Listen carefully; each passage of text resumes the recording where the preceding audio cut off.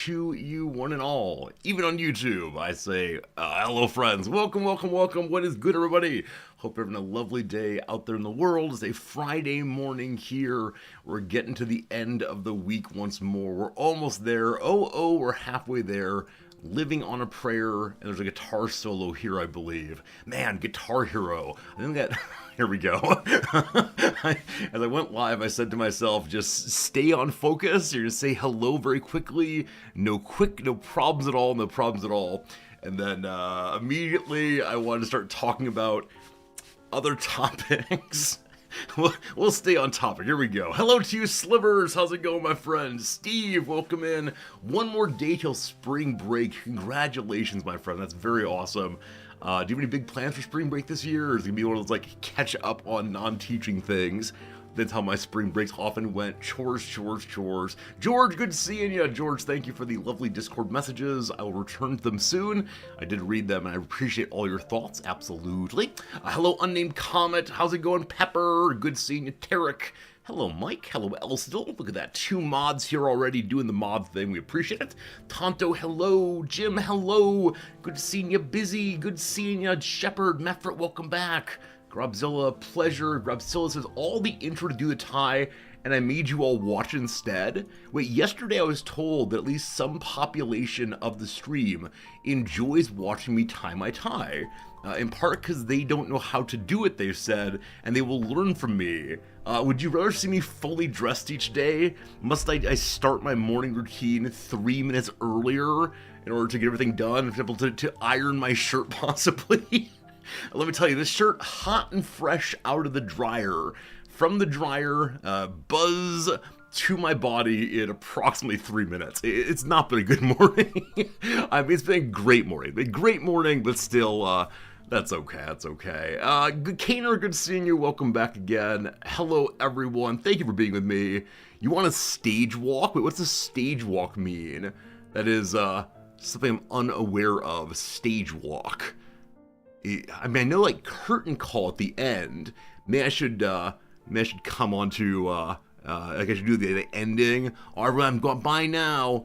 And then if you give me major rounds of applause, I can then return and say, oh, you're too generous, too kind. Oh, I do this all for you, up there, big man. Oh, and then off I go again. You're like, no, Resorty, we want more Resorty. I say, oh, all right, one more time. All right. An encore all the way. 5 subs to continue stream. I mean, that's the that's a subathon way. Every subscription's 5 more minutes of stream. I won't stop screaming until you stop giving. Rabble. Oh boy. Friends, disaster has struck our house this morning. Pure disaster. I was doing the dishes this morning, doing my little bit of chores in the morning before things get started. I don't know about you. I prefer doing dishes in the morning to at night. I think after dinner, I'm just like sated and desiring of saying it's time for us to relax a little bit. It's time for us to, everything is good in the world. Why make it more complicated at night? And I know it's the case that some people have the nice feeling of completion. Oh, there's nothing waiting for me in the morning. Also, I'm sure that dishes fester overnight in some way, but we don't think about that part at all. But for me, I think like starting the day with a little bit of work, while having my coffee and listening to some music is something I really enjoy doing. It's a simple task. I'm someone who takes a little bit of time to like get turned on in the morning. Less so than Noms. And Noms, the moment her eyes go wide, the moment she wakes up, she is boom. For me, I don't know, 20 minutes or so of waking up and thinking slowly is nice. So regardless, this morning I was doing the dishes, and listening to some Spotify music, enjoyed some music, and a song came on that I did not like, and so I wanted to skip it. Now, I don't have any voice-enabled skipping features, so I dried my hands and turned off the water and picked up my phone to push the skip button and didn't have a good grip and dropped the phone into the dishwater. All right. I know some of you have children, and in this moment, I would like to suggest that we share a similar frame of mind. You see your child in tremendous danger. You see your child, being bared down upon by a speeding car. You have the feeling of, evolutionarily speaking, I must fix this, I protect this thing. And so possibly the fastest I've ever moved my entire life, I immediately, whoop-ha! It was in for probably a second, maybe even less than a second. I don't know. The adrenaline went, time slowed down. Some part of me said, oh, we haven't had an opportunity to use adrenaline ever. What is this? What is this? Usually it's very sedate and boring life. Boom, boom, boom, boom. Anyway, it came out in less than a second, and I'm very happy to say that it is in really, really, really good shape. It didn't need to do the rice thing. Very quickly shook it once or twice, ran the towel around it, and it seems to be working as well as it ever did before. But my goodness, for a moment there I thought, well, it's all over now.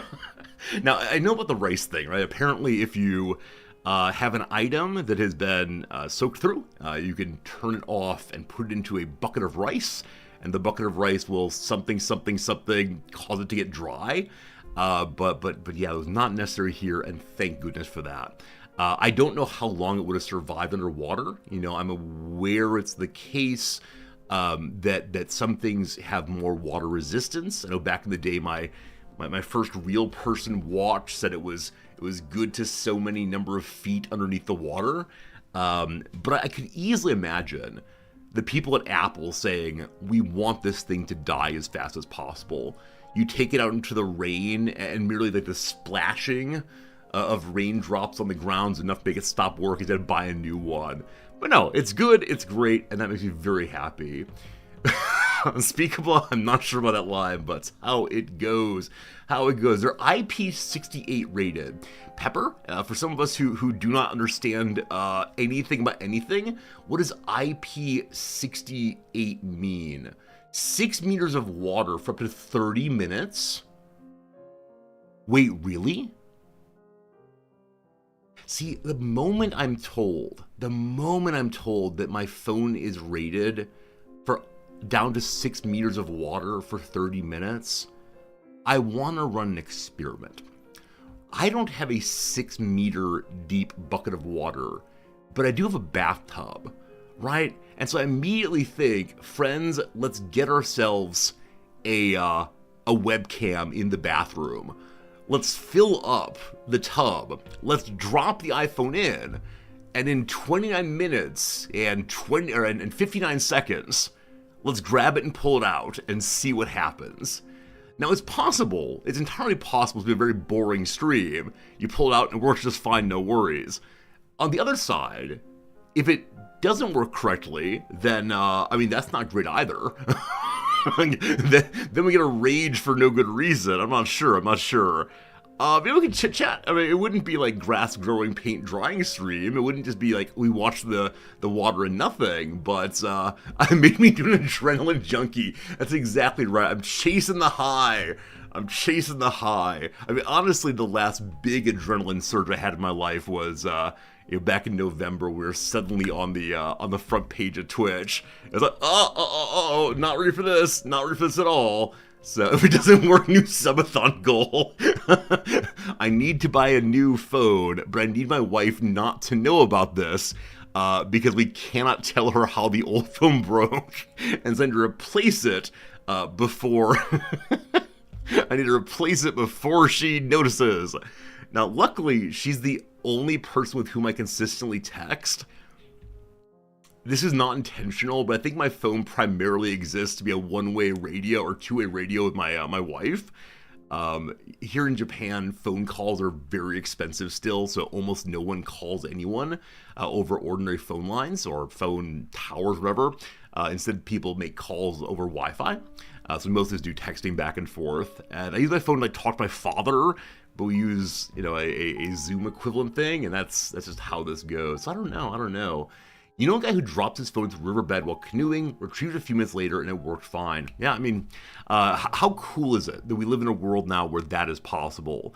Because one can easily imagine, even 10 years ago, maybe more recently, your phone is this delicate creature that you spend so much money on, you baby it through and through, and the minute it gets bumped in the wrong way, well, it's done. It's absolutely done.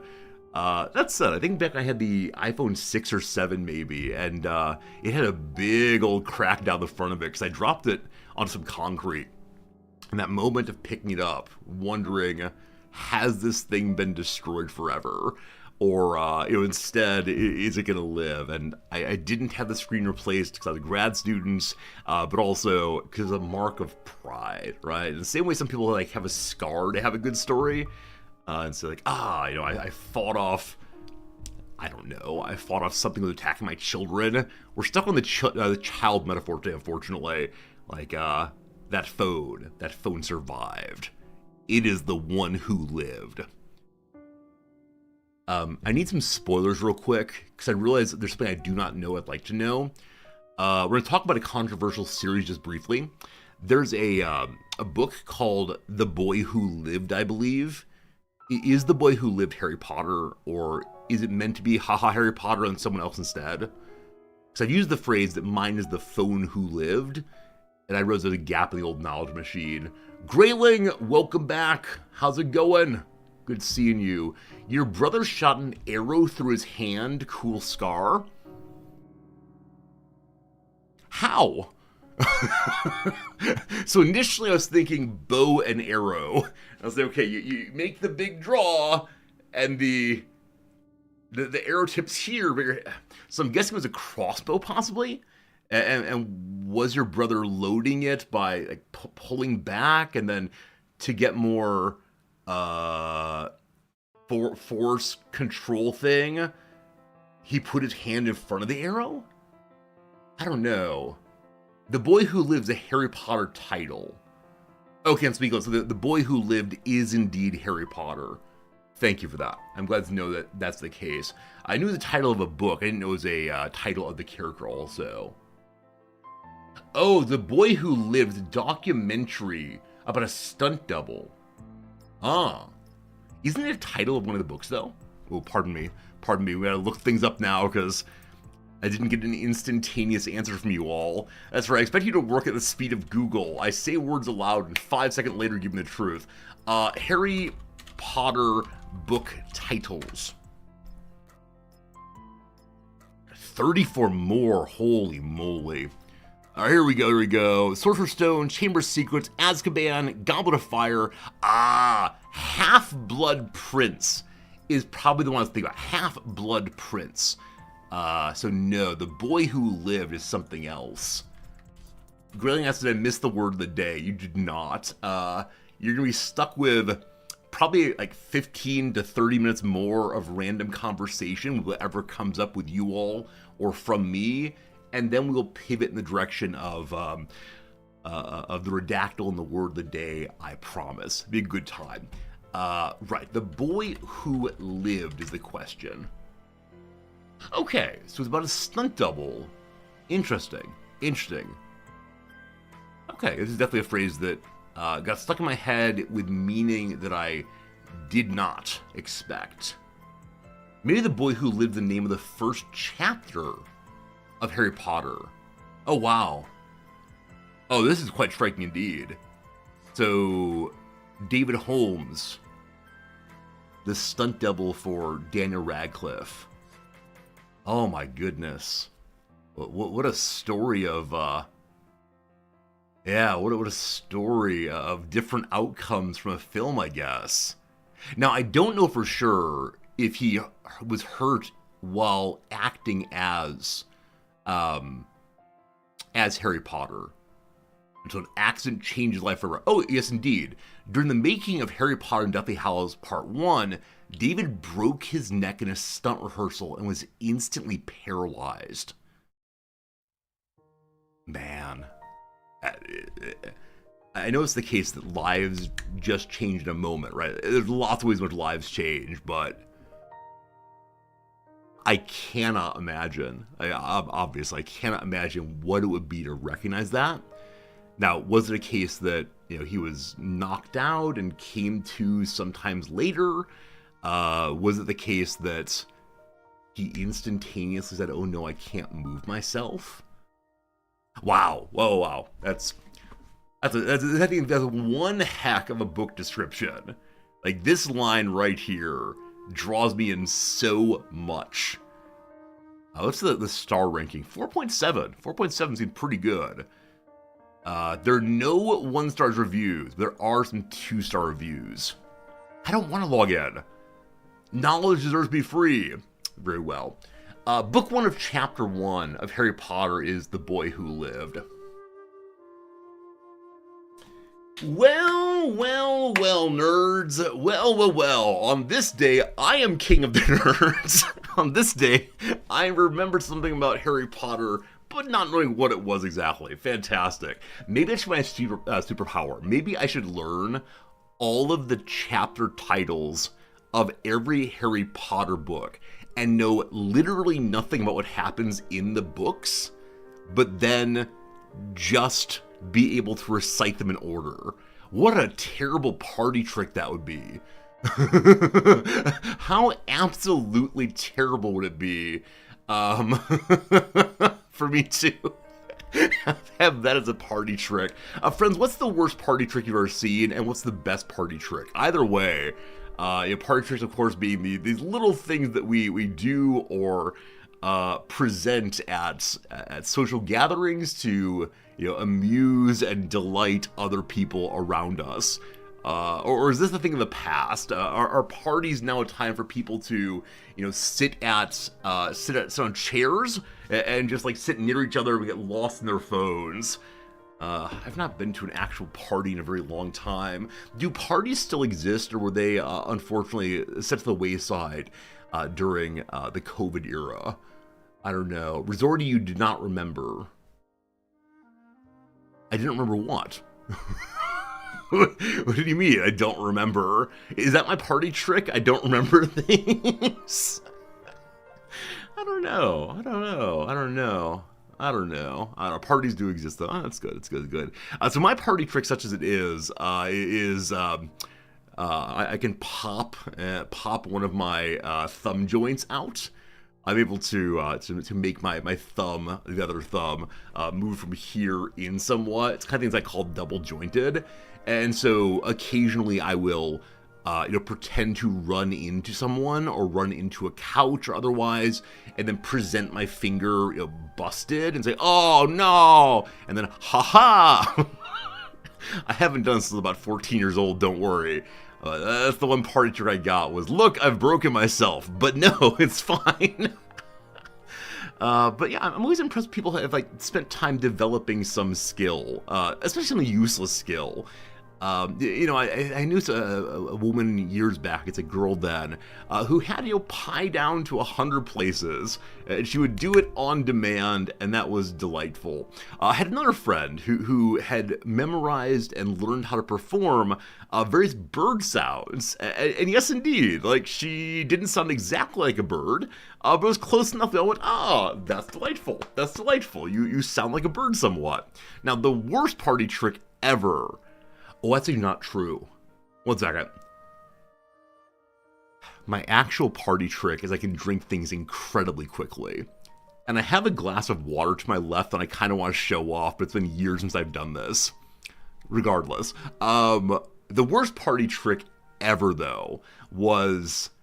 And this is an obvious thing, right? This is the kind of thing that we all know. I had a guy who invited us over to a party at his place. And his reason for bringing us together, I believe, was about 45 minutes into our time together. We're eating on some snacks, we're having nice conversations, some people are playing video games. The host appears, and he has become guitar guy. And it is now time for a concert, whether we want it or no. And so he moves himself into the center of the room. We're having little conversations here and there. Eating the cheese dip. Time for a concert. And let me say, This fellow was not an expert. He'd clearly been learning. He was clearly very proud of his abilities. He was able to play the relatively basic 4-chord songs, and he wanted us all to sing along. And had he talked to us beforehand, right, had he said, hey, let's go ahead and do this thing. Are you all in for it? Or I'd like to invite you over and show you what I'm working on. This would be fine. But because he just suddenly appeared, he just showed up as like, here, this is now what the party's about. It was not great. It was not great at all. So, yeah, we didn't like that at all. I guess it kind of reminds me of, I had family parties back in the day in which, again, we'd have a nice vibe going. You know, initially there was the awkwardness of, oh, we're just seeing each other. The awkwardness of, you know, to what degree are we related actually? Oh, you're my 14th cousin. How fascinating.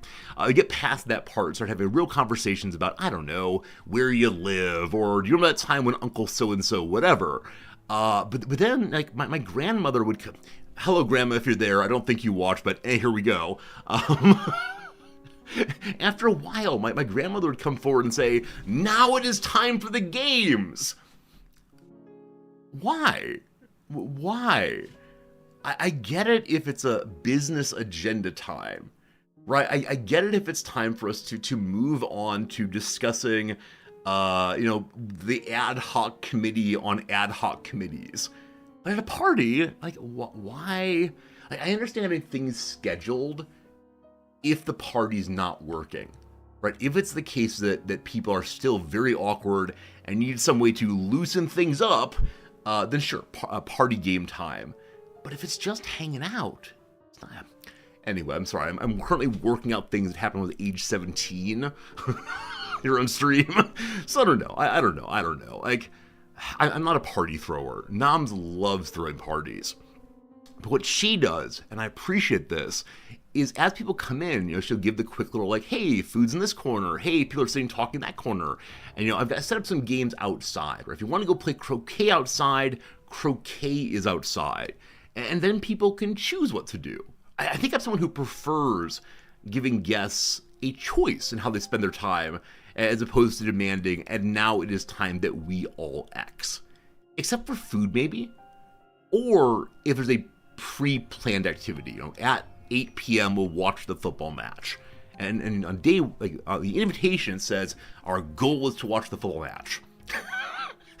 How have I found myself on this topic? I feel something welling up inside of me that says, oh, you could keep talking about this for the next half hour. There's something inside of here that's very important to you about freedom and autonomy and community and all the rest. We'll chill. We'll chill, friends. We'll chill. Friends, an ad break is coming. Ad break is coming in 30 seconds. Don't you worry, you'll just miss me going on about my family parties when I was 17 years old. Thank you for the 2 back-to-back subscriptions. Wendy, it's good seeing you get my friend 25 months. And then Klaus1289 resubscribing for a 90th month. A 90th month. Right angle anniversary indeed. My goodness, Klaus. I think I say my goodness every single time, but my goodness, Klaus. 90 months, thank you for spending time with me almost every night, I believe. You agree with me, you like hanging out rather than forced activities. Yeah, and maybe this is the issue. Maybe when someone invites me over to a party without qualification, right? Not a dinner party, not a watch the Super Bowl party, but instead just a party. I assume it'll be unstructured conversation time. And part of it, I think, is that's what I prepare myself for, right? Because of my particular makeup, introvert and otherwise, whenever I'm going to a social situation, I begin rehearsing conversations. And maybe everyone does this, not just throw themselves out there. But I start saying, oh, you know, what's been in the news recently to discuss that's funny, nothing difficult, what's be a fun topic to chat about? Oh, did you see the article in the New Yorker in which they talked about the discovery of blah, blah, blah? Like, we practice these topics. And then instead it's time for us to say, nope, we're doing this thing together. And I find that disorienting, possibly. Listening to insipid stories about my children. Yeah. I mean, I know people's kids are very important to them. Let's say more obvious things, but it is difficult when you don't know a person to hear too many stories about them, because they're not a person to you. They're just a word, just a name. They become just Bobby Sue, as opposed to, oh, I know Bobby Sue. Let me hang more ideas on Bobby Sue as a word. So yeah, in those conversations where they really don't talk about their kids, I always say to myself, well, either they're sharing something that they think is important, or they don't know what to talk about and are just going for a topic that comes to mind quickly. And so often I'll try to pivot away from that conversation, not walk away, but instead focus on something that's, I think, more interesting to both of us. But of course, I never know what's interesting to other people. I never know what people want to talk about, but who knows. All right, your friends always wanted a board game night. You hated board games, so you would drink and heckle. See, I think once I know, right? I think once I know that it's going to be a board game night, if I don't want to play board games, I just don't go. I don't know. Like, if it's the case you have a friend group, as opposed to, hey, I want you to meet all of my friends. Like, hey, we're interested in making connections that aren't there. That's different. I think that's different indeed. But I have had some good board game nights, and I've had some bad board game nights. And I think so much what it comes down to is the attitude of the other players, right? The degree to which other players are there to be social or to win.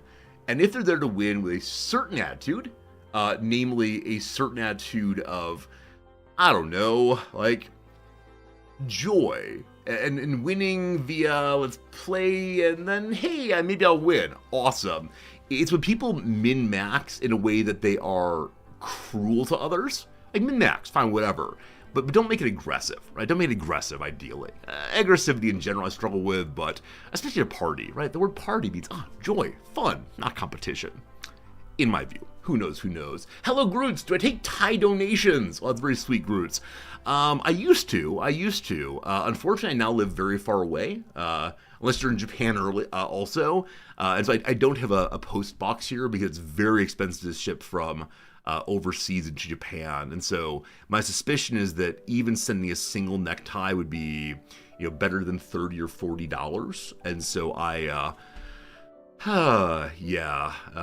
going to say no, but thank you very much for the kind offer of sending me a necktie. I think for right now it's the best. But again, thank you so much for that one. Hello, dog. Good seeing you. What's up?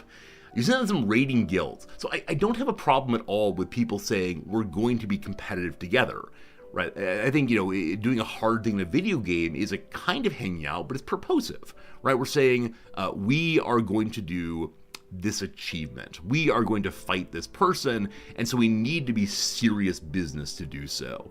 And so if you're in a difficult dungeon and 4 of the people are really locked in, and one person is playing a hyperactive gnome mage who keeps pulling way too many enemies and going LOL while arcane exploding over and over, dropping his health precipitously low, but don't you worry, he won't ever quite die because he knows what he's doing, allegedly. Like, if that happens, it definitely leads to, possibly a problematic confusion of what's going on. But again, I think it's just about expectation setting. I think expectation setting is really important to me, especially in social moments. And again, this might be some matter of just my particular makeup, where I want to know what I'm getting into before I get into it. I think I have friends who are really adventuresome even, and they'll say, hey, I'll just show up and it'll all work out. And I don't know how to do that, except for here. You'll recall that once upon a time I would make a list of stories, and we would discuss these 10 stories and get through it. But now I show up with almost no stories, and we just blather. It's a lovely thing. Is my tie new? No. This is a tie I've had for quite a long time. I have 3 ties that have somewhat heavy green in them. And I always think they don't stream terribly well. So this white this white swatch here is actually not white. It's actually green.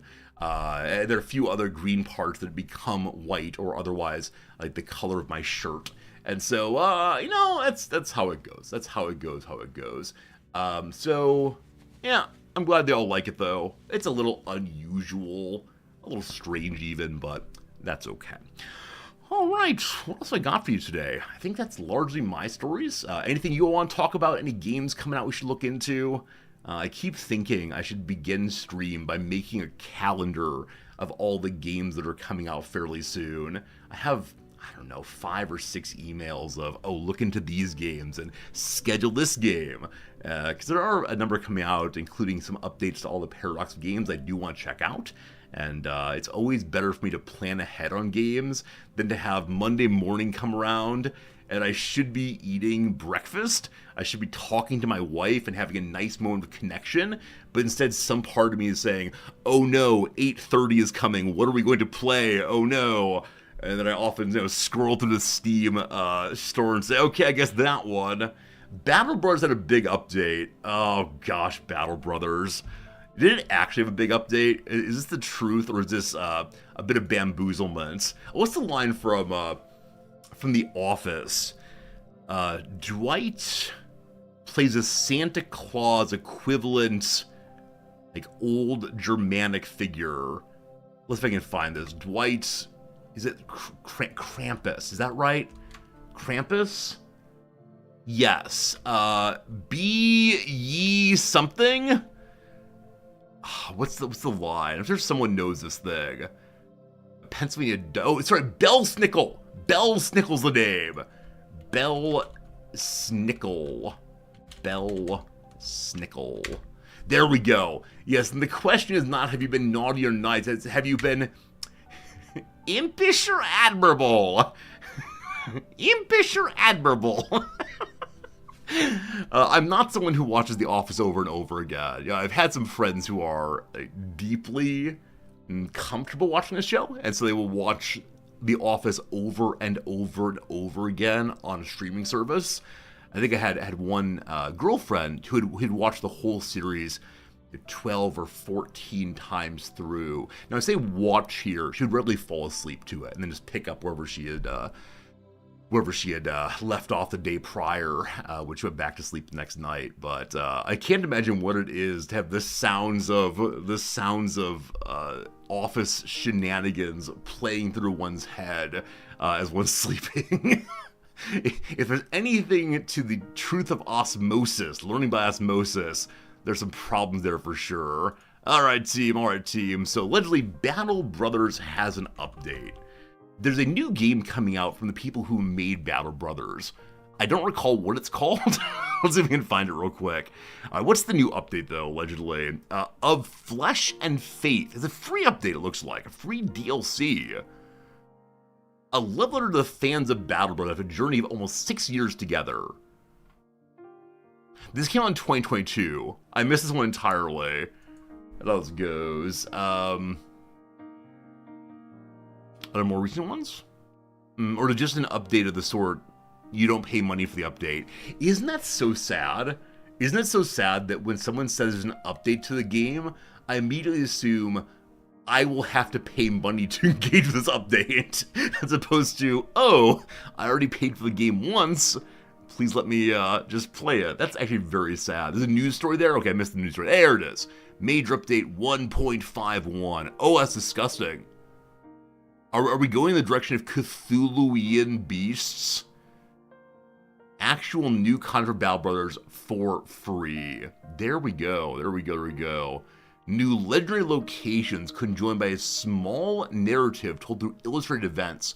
Well, the first location, called The Abandoned Village, is suitable in difficulty for mid-game companies and found by simply exploring the world. The second location is more difficult, but revealed only after the first one completed. I mean, legendary areas are really cool. They give big challenges for the characters. I will tell you right now, I have never successfully completed a single legendary area in Battle Brothers.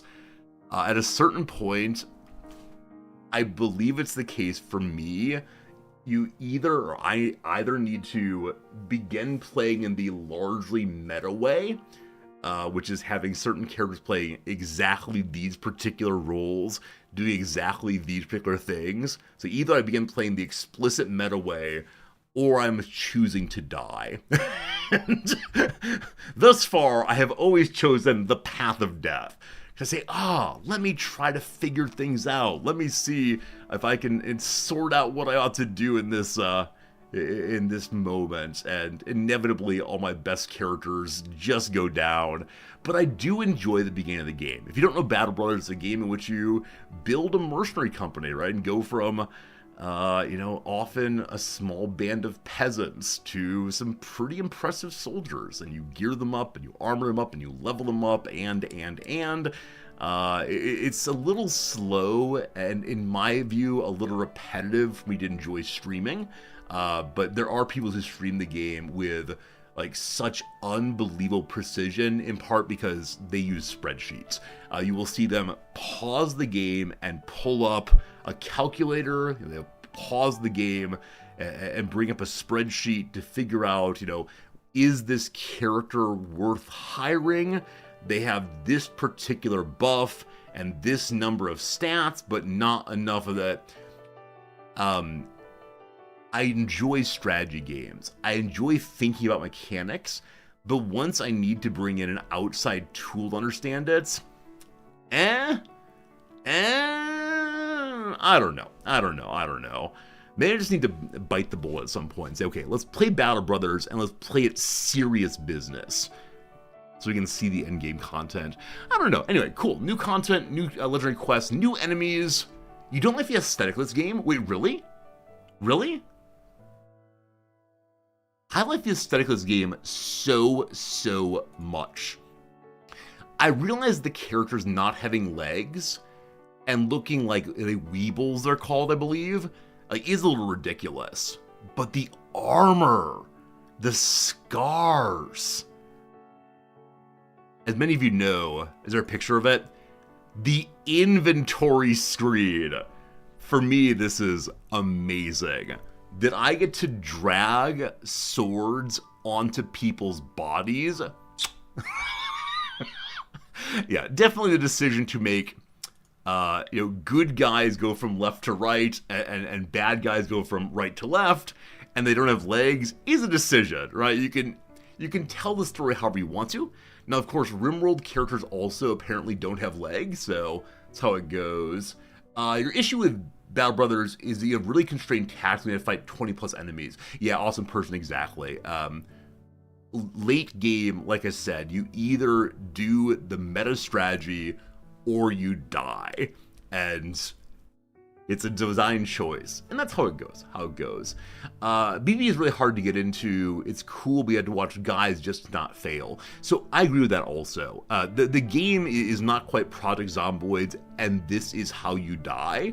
But there is a feeling, of course, that the world is bigger than you.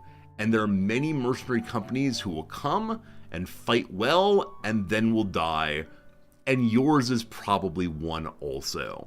They want you, I think, to be in a world in which the story is told for a while and then the story is over. And so, as a story, I like that. As a game, I'm not sure I do. There's been only one time when I lost the game of Battle Brothers, a late game, or early game you die a lot, whatever. Only one time I had a late game death of Battle Brothers and said, oh, that was a good story. And I think what it came to was we died in an epic battle. Right? It was a battle that went back and forth. My men struggled and strived. They missed some attacks were missed on them. At the end, we were barely defeated. And that felt heroic and amazing. But the times when my characters just missed over and over again and gotten blobbed and just die, a little less exciting perhaps. Yeah, very good. If you've not seen this one before, definitely worth checking out. It's probably pretty inexpensive right now. You probably will not see it on stream anytime soon. I want to say like maybe a Saturday stream, but almost certainly not. It's just one of these games that requires a long time to play well. But yeah, it's a very good one. Currently costs, wow, $9. $9 for the base game, and the base game's really fun. So yeah, if you're looking for a game that could fill a lot of your life, that has very good reviews, it is fan-diddly-tastic. Fan-diddly-tastic IMO. I do believe. Cool. Thank you for telling me about the update. If ever I stop playing the game I'm not playing, it's possible Battle Brothers will become my off-stream game. It's one that I just want to play over and over. It's one that when Noms is sleeping, if I wake up a little bit, I will go downstairs and secretly play. Now, not really a secret, but it feels a little weird to get out of bed and play video games. Like I'm, I don't know, 14 or something again. I don't know. Alright, so Slivers said there's some other game that they'd like me to check out. The game Slivers wants me to check out is called Sunder Folk. Sunder Folk. A shared, turn-based tactical RPG adventure where your phone becomes the controller. Inspired by gathering on a table with friends, is built for a couch co-op experience in mind. I see neither couch nor friend. Up to 4 players adventure across the magical and dangerous Sunderland. When you all went to, what's it called? An arcade? When you went to arcade as a youngster, some of the big games had 4-player spots, like red and blue and yellow and green. 4-player spots. When you played solo, did you want someone else to come join you? Were you happy or dismayed when another player put in their coins and joined as red? How are you feeling about that one? How are you feeling about that one possibly? To stream Battle Brothers, you'd be really good, or make the stream now with the game. So Fluffertron, the other direction on that one, in my view, is if you're a brand new player to Battle Brothers, that works also, because you have no idea what you're doing. It's funny to see people figure stuff out, but yeah, definitely for me at least, I'm in that awkward middle section where I'm good enough to continue doing well in Battle Brothers, and then I hit a hard limit, unfortunately. Hey, Axis, good seeing you. Good seeing you. Alright, what do we see here? We see pictures. I mean, the art's lovely, I suppose. It is strategy tactics, it looks like. You know, you move around, you play volley bear, and you throw things around. Berserker, my love for you is like a truck. Berserker.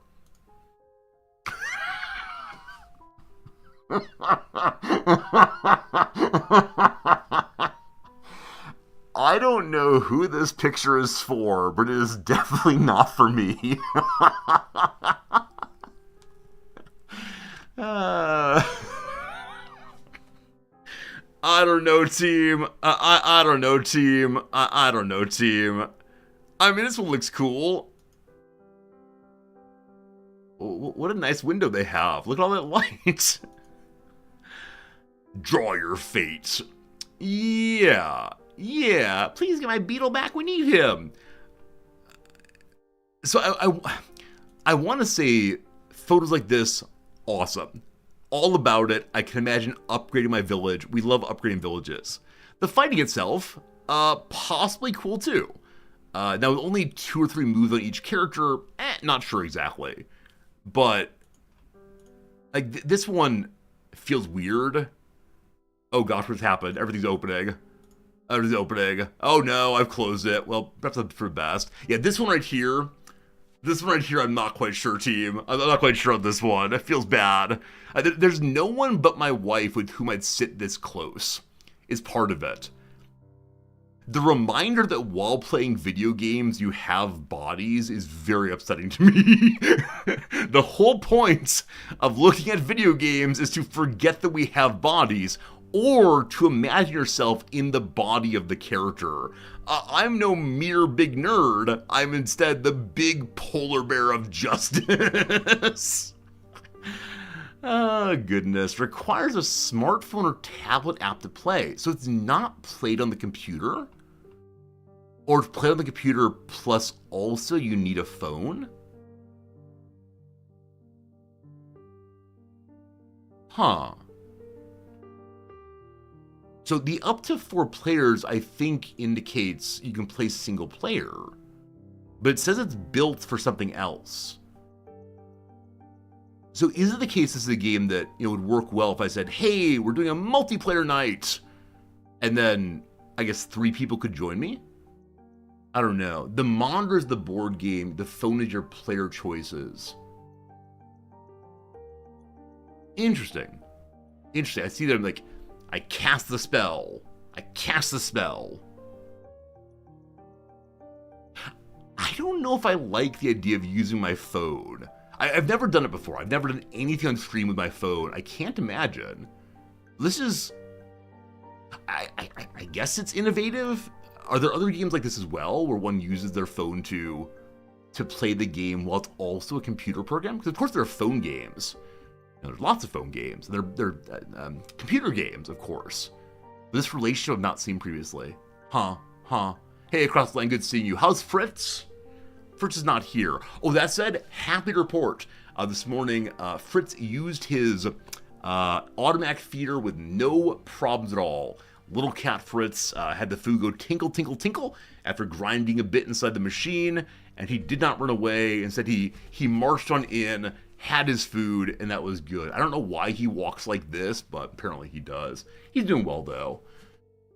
Huh. Interesting. I mean,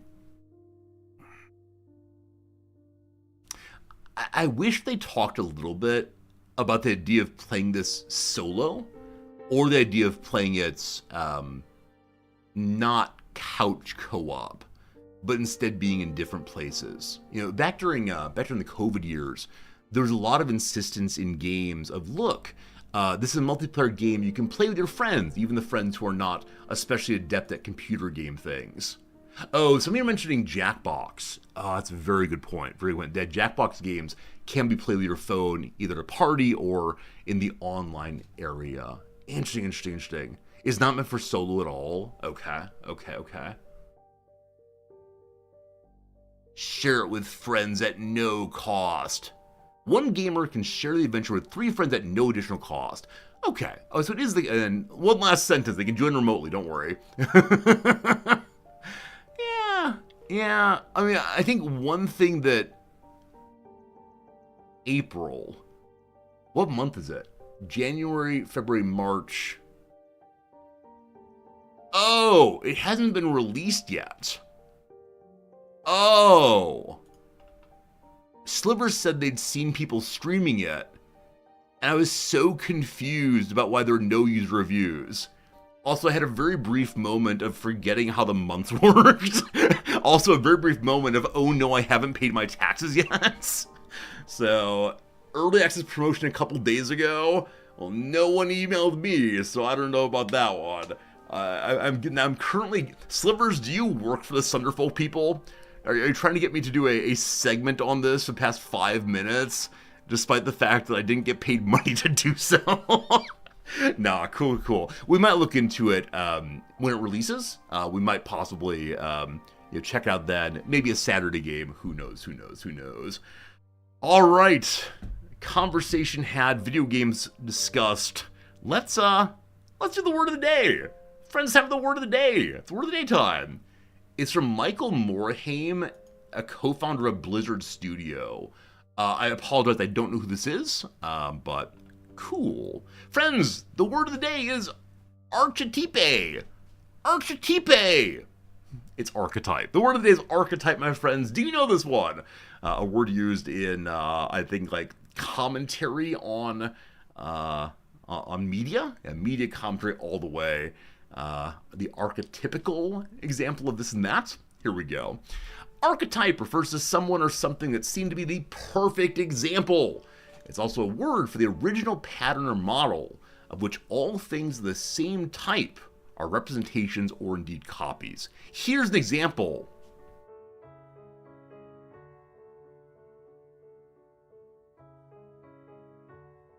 The college's most popular philosophy professor is the archetype of the preoccupied academic, complete with a messy desk, disheveled hair, and brilliant theories.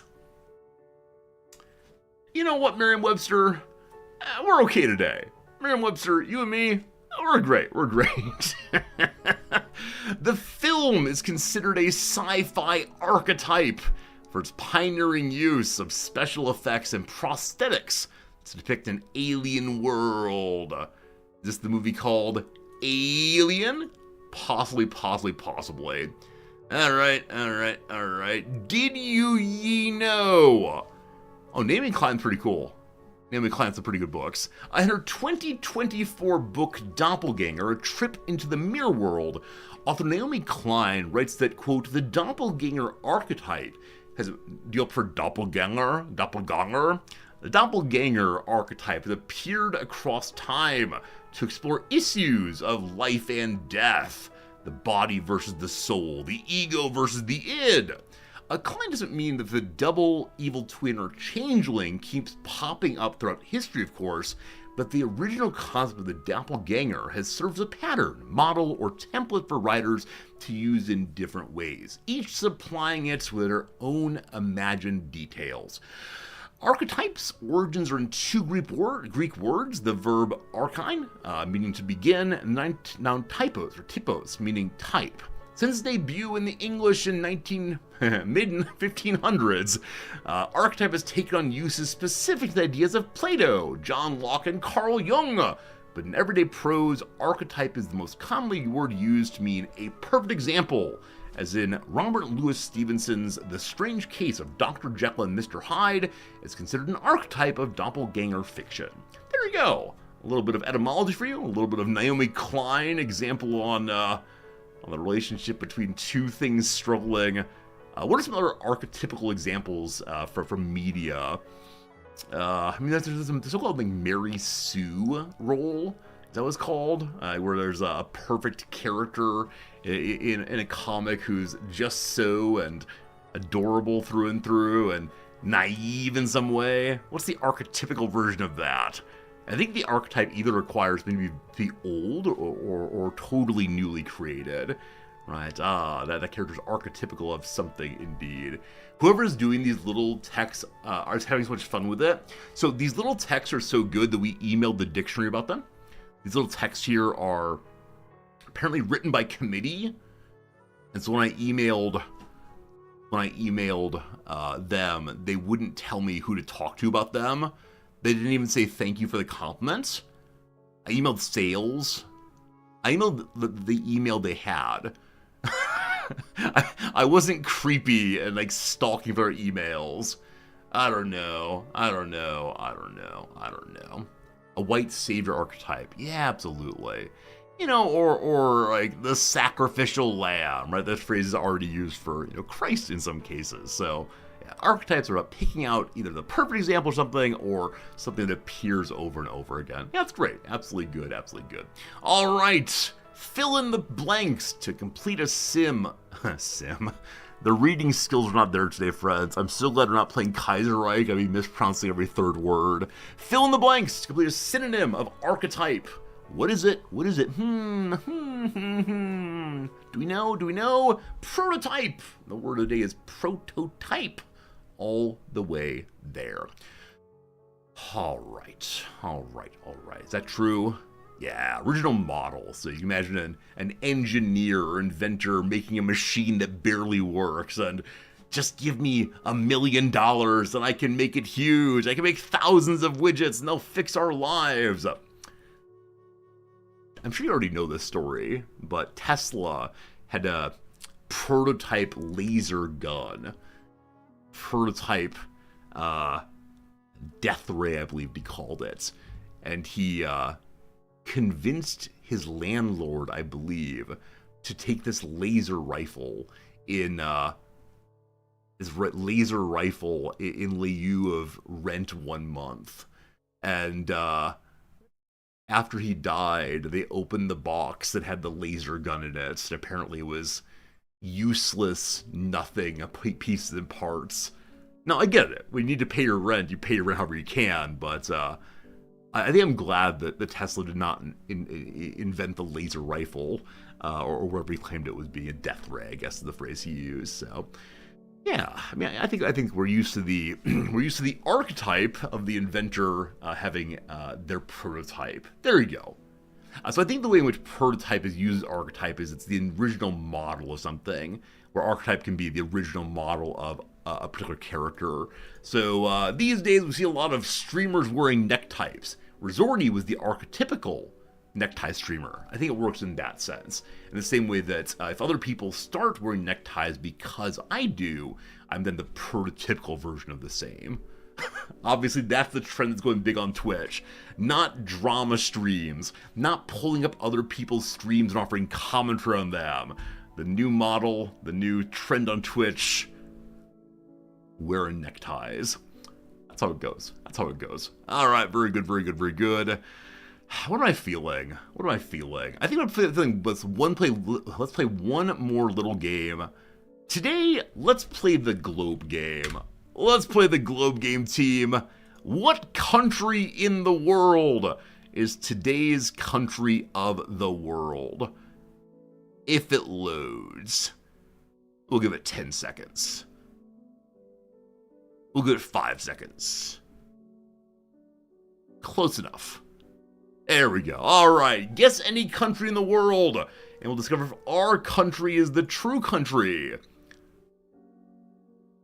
You all will get the answer much before I do, but that's fine. Today, we're going to a little nation known as Austria. Austria is 715 kilometers away from this thing. Not a bad first guess. 715 kilometers. That's not so far. Is it the great nation of Greece? Greece is farther away, but not by that much, I believe. We don't know exactly, but it's definitely closest border here, but orange this way. So, I wish I knew what the difference in intensity meant in terms of distance. Like, is this much farther away or nearer? All right, how about the great nation of Wales? Is Wales a country for this one? Wales is not a country. How about the United Kingdom? What do you want to call it this time? There we go. There you go. We should play it every day. Thank God it was not one of those, oh, which tiny island is it? It was an island day, because it's always island day. But today, friends, it was the United Kingdom. The way the game is supposed to work, if you're seeing it for the first time, is you guess a country and it says, all right, it's 4,000 miles away, and you go, and you guess some random African country, and it says, nope, it's 10,000 miles away from here. You say, oh, went the wrong direction. Oh boy, and you just keep chasing it around the world constantly. But eventually you get a good one. It's exactly hot and cold with countries. A great way of phrasing it. Absolutely. That went too fast. Friends, what game is this? What game is this, please? What game is this? We see a man who's losing his fez. He's wearing suspenders, and above him, a bird. One of those flying like octopuses, octopodes from Mario? I don't know. So it looks like playful, childish even. Is it possibly some animal game? I suspect that whatever is happening here, your character's in the middle and causing a scene. Or is that the man's boot? It's possible the man's boot is sticking out there. 2 average guesses on this one. So the average person, bingo bango. Today will not be the average person.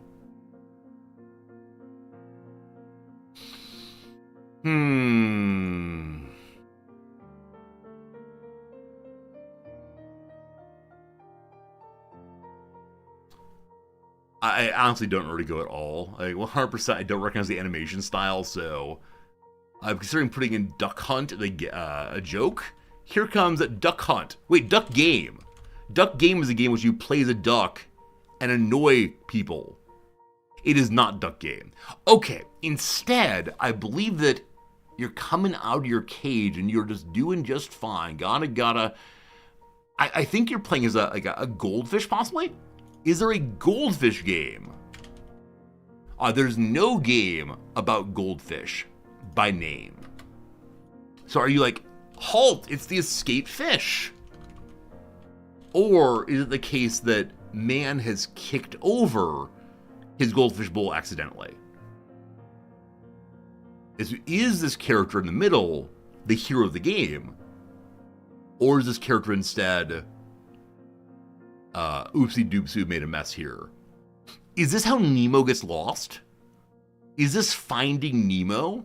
Because the man has upset Nemo and he's fallen into the sewers? Are you a Finding Nemo? You're not Finding Nemo. Well. I bet the goldfish has a name. That said, I would happily play a game that's sponsored by the people who make goldfish crackers. If only they would send me some goldfish crackers. Those little salty, tasty, cheesy things. Oh, I generally have no idea. So apparently most people got it right here, but I just don't know. I'm going to call you like a Katamari Damacy. I imagine the fishbowl is rolling around. It's not. Okay, so a large puffball character. I'm feeling like I should know what's happening here. It is not the Little Mermaid, despite having underwater consonances. In the background, it appears to be a large boat, a trawler maybe. It is about like the wages of fishing. First he came for the fish, and now the fish come for him. Like fish on the run. Is there any fish word? I am fish. My friends, it is called I Am Fish. Hey, Lexel Chambers got there first. Lexel Chambers, well done on that one. Have we played this game? Do we know this game? This is a game that is part of our wheelhouse. I Am Fish. Huh. Well, With Finding Nemo font for the title, is that what it is? Yeah. I'm really impressed that people got that from only 2 guesses. Now, of course, we want to say big old cheaters. I want to say that other people do not engage in this game in a sincere way. But, yeah, there you go. It might be the case that people were just typing in the word fish and noticing that there was a game called I Am Fish and going with that. You, in fact, own this game. At least one person bought it. At least one person out there said, yes, this is what I need in my life to play as a fish. Alright, team, it's a little early, so today we'll not exclude the non-subscribers, but include them. It is time for the most exciting game on the old Twitch. It's time for the Daily Redactyl. Together, we'll discover the true meaning of this Wikipedia page right here. Put any word into either chat you want, once every 30 seconds or so, and I will go ahead and type it into the game, and we'll figure out what this Wikipedia page is all about. Good luck.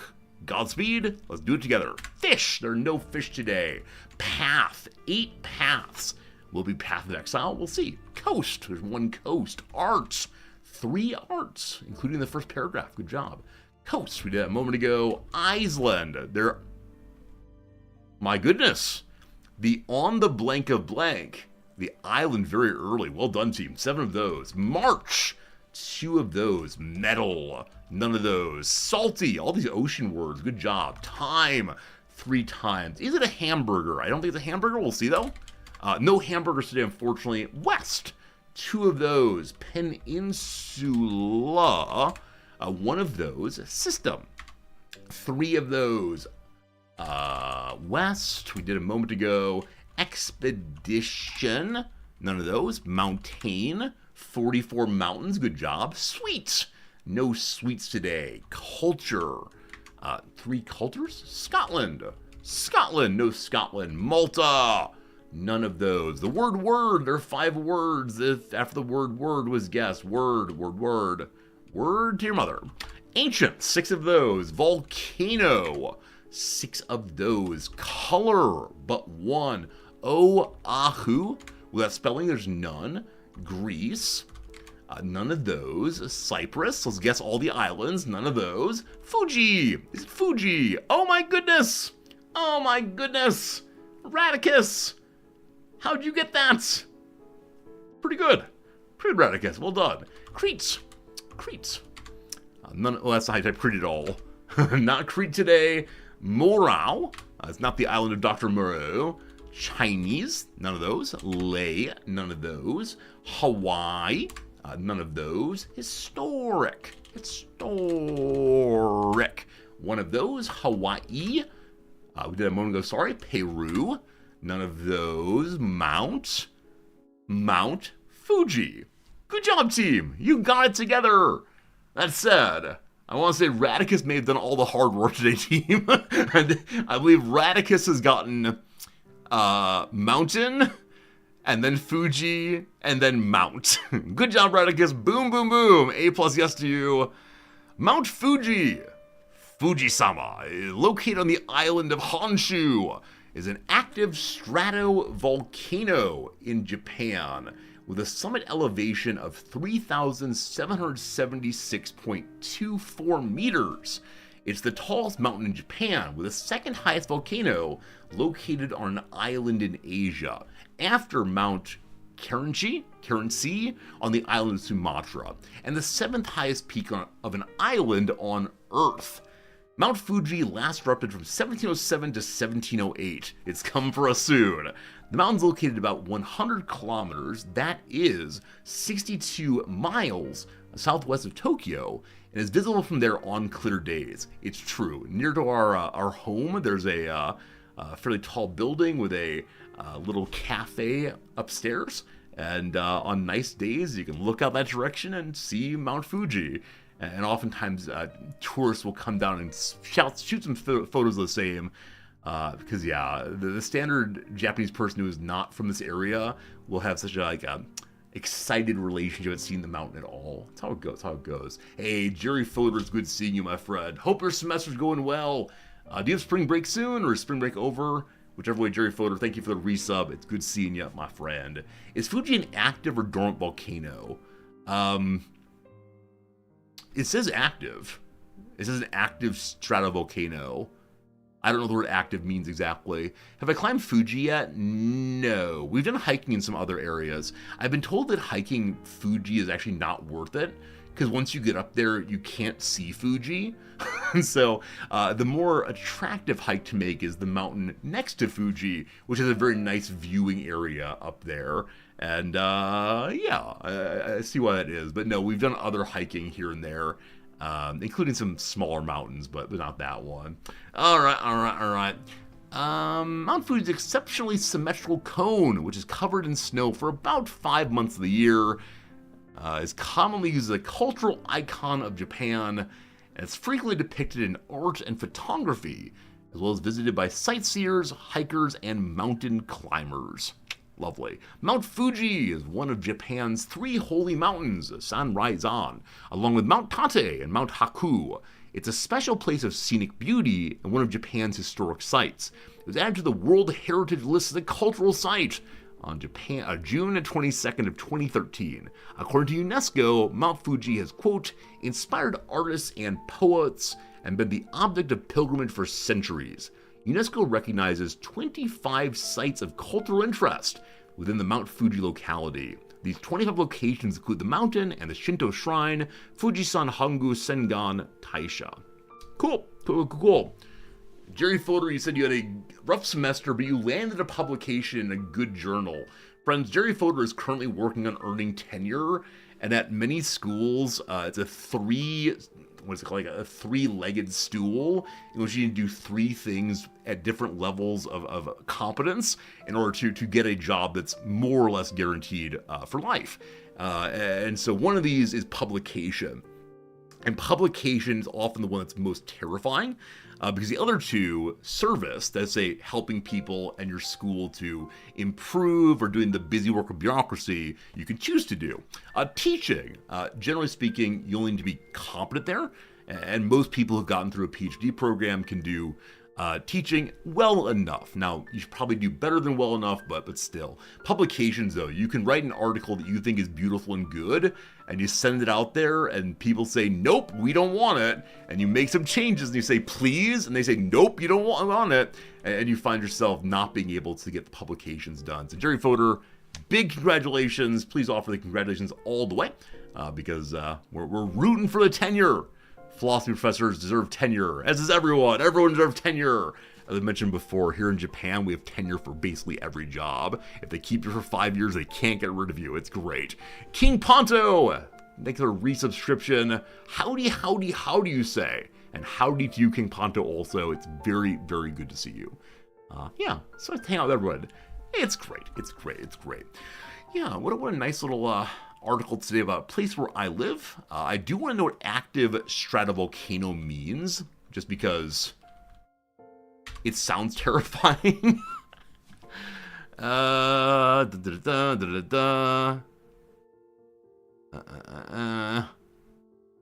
not seeing a clear description. Oh, here we go. So, we'll trust Wikipedia as always. It's a volcano that's erupted during the Holocene, the current geological epoch that began approximately 11,700 years ago, or is currently erupting, or has the potential to erupt in the future. Alright, nerds. Doesn't everything have potential to erupt in the future? How do you know the future? Maybe all volcanoes are active. Have you thought of that? Huh? A volcano that's not currently erupting but could erupt in the future is known as a dormant volcano. But if it could erupt in the future, doesn't it have the potential to erupt in the future? What? Potentiality's hard, man. Volcanoes that will not erupt again are known as extinct volcanoes. Got it. Got it? Do I live near Fuji? Within eyesight of it, I live in Tokyo, yeah. But not right next to it. So, geology head on, actually? Absolutely. So, the Holocene. So maybe it's only the non-geologists who've gone in for this. I know in some of the social sciencey fields and adjacent areas like cultural criticism, there's been a desire to start talking not of the Holocene, but instead of the Anthropocene, right? The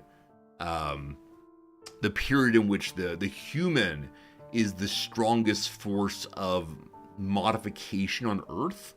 The things we have done change the world in ways that's not been changed previously. And so I don't know if that's been taken on in other domains. And my field, I don't think has a strong opinion on this one, but some scholars have argued that a third epoch of the Quaternary, the Anthropocene, has now begun. The term has been used to denote the present time interval in which many geologically significant conditions and processes have been profoundly altered by human activities. It's never a formally defined geographical unit. The Subcommission on Quaternary Stratigraphy, I guess, had a working group to determine whether it should be an official period. In 2019, the group voted in favor of recognizing the Anthropocene as a formal chronostratigraphic unit. Alright, exact criteria was still to be determined, after which recommendation, approved by the working group parent bodies, also had to be approved. In 2024, after 15 years of deliberation, the Anthropocene epoch proposal of the working group was voted down by a wide margin by the SQS, owing largely to its shallow sedimentary record and extremely recent proposed start date. They later formally confirmed by the near unanimous vote the rejection for inclusion in geologic timescale. All right. So we're still in the Holocene, according to the people down in the International Union of Geological Sciences. take that, humans, take that. Interesting. I mean, it's interesting. Right, eras and epochs are at some level, constructed. Now, not out of whole cloth, of course. They're not pure nonsense. But instead, that they have a history. They have a history of talking about it, thinking about it. And so I'm suspecting at some point, humans will say, oh, we have been or were in an era of importance that we didn't notice. But I suspect that because the Anthropocene conversation gets very quickly loaded up with like political assumptions, that people like geologists don't want to get involved in it until they can clearly say this is happening and has been happening for a very, very long time. But yeah, I don't know enough about the field, but I always find it interesting how different fields think about these concepts. Because in the social sciences fields with which I'm familiar, the phrase Anthropocene is being used so very often. And partially, in writing about climate change, environmental disaster, capitalism, all of this. But it might be the case that fields that think of themselves as more serious or harder, more rigorous, don't want to get involved in those concerns, possibly. Interesting. Happy Holocene, everyone. Happy Holocene. That's it. I had a music theory a music theory professor who taught the standard account of the different eras of orchestral music, the modernist era, the Baroque era, etc. But he taught it in a way where he was being very, very careful that we did not assume the natural breaks, which to say he would always say, in this year, we say the classical era has begun.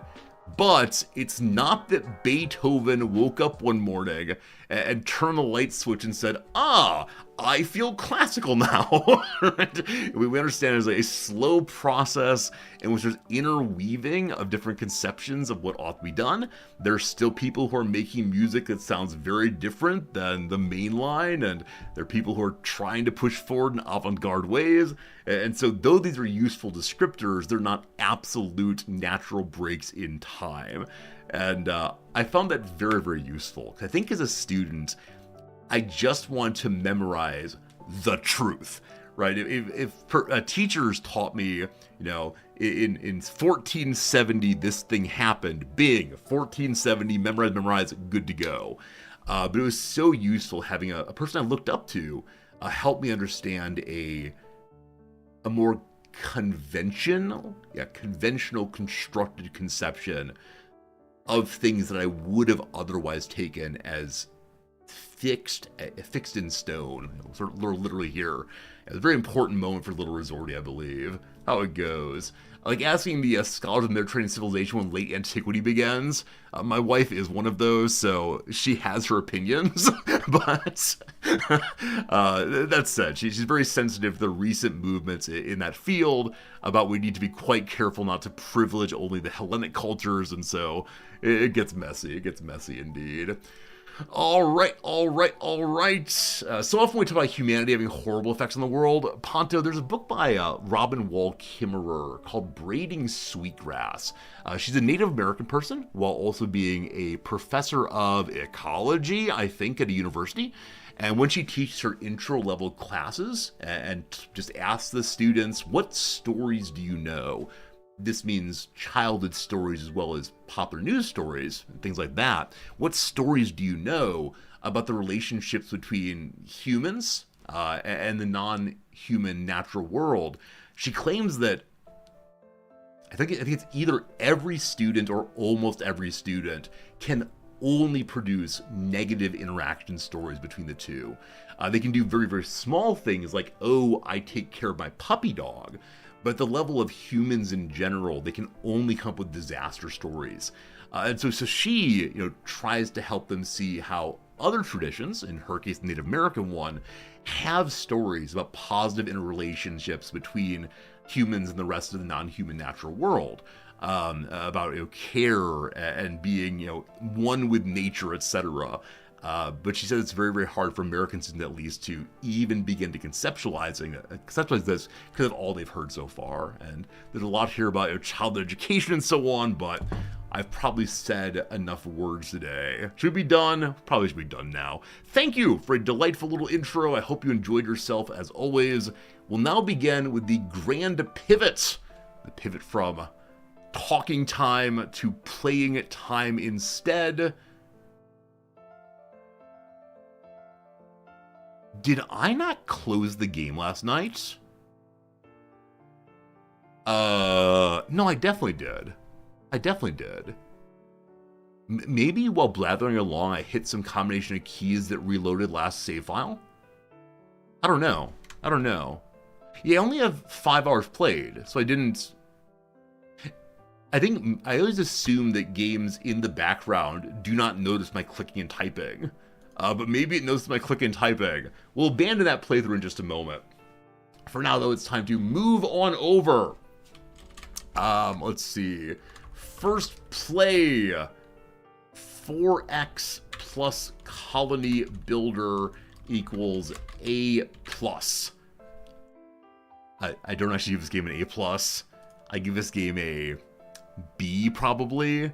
Like one of these, maybe. One of those. Just because the strategic layer feels more like a game of Risk than a 4X. That's how it goes, I suppose. And the colony building part's very, very fun, though. We'll get to that in just a moment here. All right, moving to the directory of Kaiserpunk. You've heard mixed things about the game. I mean, I think that's true. I lean in the direction of it's fun. I lean in the direction of I'm enjoying myself, but at the same time, I recognize that not everyone will. In part because I think expectations were set too high. I think it's the case that when this game was first released or first announced, a lot of people ran in the direction of, oh, it's going to be as complex as an Anno game in the colony, and as complex as a Paradox game at the strategic level. And if the devs said that, shame on them. If instead it was, various reviewers and streamers and influencers saying these things, then shame on us. I actually do want to see real quick. I want to see like how the game was actually described on our friend Steam initially, because I don't think I think I learned about this game from some of you, and I'm curious, where did that sense of the game come from? Yeah. Production-focused city building with world conquest of strategy games. I think this might be it right here. Strategy games is one of these phrases that contains multitudes. And I think when one sees this, and then sees strategy games, there's a moment of, oh, I see what you're talking about. It's easy to what's the word for it? To impart on the game things that ought not to be there. Is the word interpolate? Is that the word I'm going for? It's easy to interpolate views not be there. If the word interpolate's correct, I apologize for using it. Trying new strategy. Here we go. We'll see. CG Magazine, Deep Strategy. Now, will it be? I'm not sure. Also, what's CG Magazine? That's the question there. Okay. Now, again, I think I often assume way too much about how games will play out. Now, again, with saying this, do recall that we are about to play this game for the next 4.5 hours. Definitely the case. We're going to play the game, we're going to enjoy the game, but I don't want to say I'm wrong about or that it's wrong to play it or waste of time or waste of money. It's fun. It's just fun in a way I didn't expect, I guess I'll say. Let me see if interpolate's actually the word I wanted. I apologize for not having that word's definition quite right. I believe it means to add something in suddenly or unexpectedly. Is that correct? I don't need mathematics. Insert something of a different nature into something else.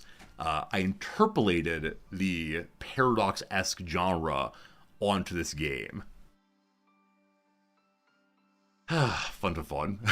I shouldn't celebrate, but if the old man brain is still working. Friends, the secondary word of the day is interpolate. Used in a sentence, win a big prize. Also, an ad break is running. How rude is that? We're gonna let it run now while we go ahead and play.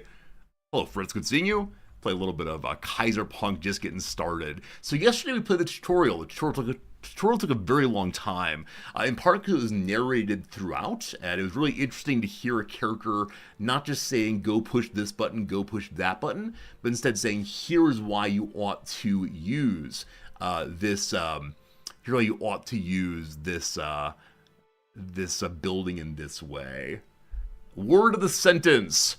Word of the day. I learned the word interpolate today. I feel like this might be a use-mention distinction. Right? Hillary begins with an H. Look, it's Hillary. Where's the H? Right, we're talking about the word versus the object. Oh boy. New game, here we go. Oh. Okay. So in the first game, we played as Central Europe. But now we can pick other places to start. Interesting. So, either saying I can't play as that, or something I currently have selected. Okay, and then once you pick an area, there's a tremendous number of smaller starts that show you the different maps. Reno, Salt Lake City, Seattle.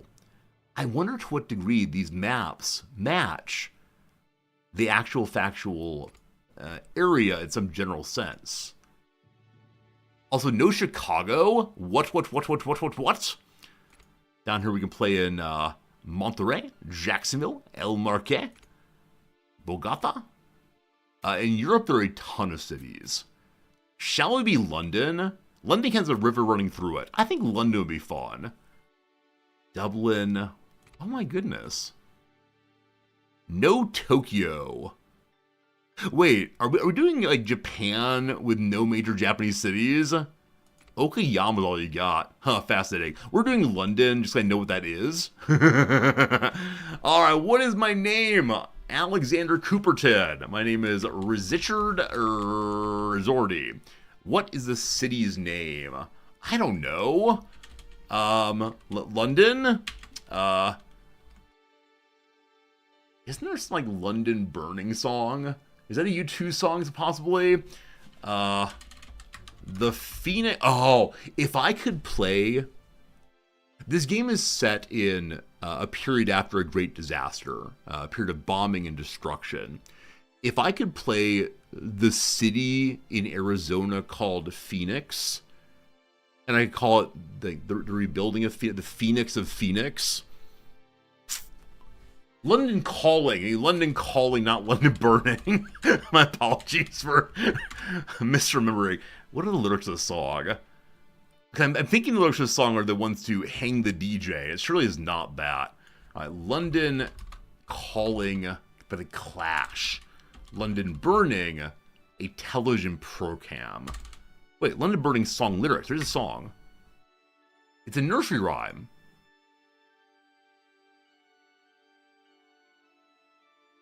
A great way to bond with your little one, or possibly your stream. Aku! It's good seeing you, Aku! Thank you for a tier 3 subscription, goodness gracious! For 91 months! Today is the long stream reminder day. Aku, thank you for the tier 3. It's crazy generous of you. Hope it's good. London's burning, I don't know what the song is here. There's probably like gestures here also. Like, burning, fetch the fire. I have no idea. I wonder about London Calling, though. What is London Calling lyrics? I think The Clash is one of those bands that I know of, and I probably know songs from them, but I can't say, this is The Clash, let me sing it now. London calling to faraway towns, now war is declared and battle come down. London calling to the underworld, come out of the cupboard, you boys and girls. London Calling, now don't look to us. Phony Beatlemania has bitten the dust. London Calling, see we ain't got no swing, except for the ring of that truncheon thing. Truncheon, a policeman's club, I believe. Yeah, I don't know if I know the song. Anyway, we're gonna call our little city London Calling, and when people come in and say, hey man, are you a big fan of The Clash? I will say yes, obviously. Choose ye your heritage. Okay, so more complicated than expected. And I guess you could choose what kind of military you are. Silk Road Legacy. Better trade deals. Faster improvement of diplomatic stance with other nations. Passive morale bonus. But bonuses gained from regional infrastructure are halved. Imperial Dominion. So different kinds of... One second. Okay, it's not different kinds for each. It's a flipping back and forth between two different models, it looks like. Imperial Dominion. Manifest Destiny. Untamed Frontiers. Out west. Maritime Dominion. I think this part where we just sing Rule Britannia over and over and over again. Oh, allow me to call back to approximately an hour ago in stream. We were talking about dumb party tricks, kind of things that people can do to impress one another. And someone said that their party trick, or they'd seen a party trick of someone reciting their ABCs backwards, so the alphabet going the other direction. And this is often used as a sobriety test in the US, right? You have to like show if you're driving and they think you're drunk, you have to, walk down a line without falling over, you have to stand on one foot for a time, etc. But you're also supposed to be able to say the alphabet backwards. I cannot do this. I have to say ZYX. And at this point, I have to run through the alphabet forward to see what the next letter is. I've established it's W. ZYXW. What comes before W, I genuinely do not know. I could guess, but better start at the beginning again. A, B, C. If I hopefully I never drive again, but if I've actually worried about this before. Like, though I've never driven after having more than one drink, it still worries me that I'll be suspected of DUI and be made to say the alphabet backwards, not be able to do it, and be hauled before the magistrate. I don't know. This is a very silly worry, but here we go. Maritime Dominion, or to rule the wave, seems right. Industrial Titan, we play as Manchester. Age of Enlightenment. Forest Warriors. Mountain Kingdoms, or the Empire of Steel. So I expect that all of these give substantially different ways of playing the game. I like that there's modifications to a people to keep the game fresh and different and interesting. And yeah, I'm going to choose Industrial Titan, I believe. Except it has increased chance of strikes and riots. Maybe that's good. Maybe that's good. Alright. So this game is pointing to a lot of mechanics I've not seen previously. For example, looted resources when pillaging trade routes. Or Industrial Titan. Increased chance of strikes and riots. We don't know unrest at all yet, unfortunately. What do these do? Oh, you can spin. Fun. Alright. What is the most, anti-union building here? You would never submit to a sobriety test. So, this might be completely false. I think in some states, the refusal to submit to a sobriety test is taken de jure as a failure, as an admission of driving drunk. Now, is that fair? I don't know, but I believe they can haul you in for the refusal. Is that true? Might be true. Not sure. I guess let's be tank people. Oh, it's refusal of breathalyzer, not sobriety test. Very good, thank you. That's how it goes. In New Jersey, it's true. It's admission of failing the test. Yeah. It's an awkward thing. I don't want to go rabble and regional search and seizure, but yeah, obviously do not drive drunk, LOL. But yeah. Anytime non-engagement is taken as admission, I feel very strange about that. So how it goes. Okay, in Canada, it's a criminal offense to refuse a breath test. It's punishable as if you engaged in impaired driving. Fernix, how do you feel about that? Is that does that seem good to you? Like, of course, we don't want people driving drunk. Stars and arrows and underline. I think my deep American sentiment of like innocent for proven guilty, blah blah blah, makes me suspicious in some ways of people forcing you to allow them to engage with your body. Is that right? That might be right. I don't know. I haven't thought enough. Anyway, I'll say on to the game. but on we go to making a flag. Were I Britain, the returned Britain, insignias galore, patterns. Should we just try to be, what, Saint George's Cross? Is that right? Can we get that one going? Let's see here. Should a U.S. flag, possibly? I think this is the flag of just Britain. I mean, it's white on the background and then red on the foreground, or red on the cross, and then no emblem at all. Do I have to have an emblem?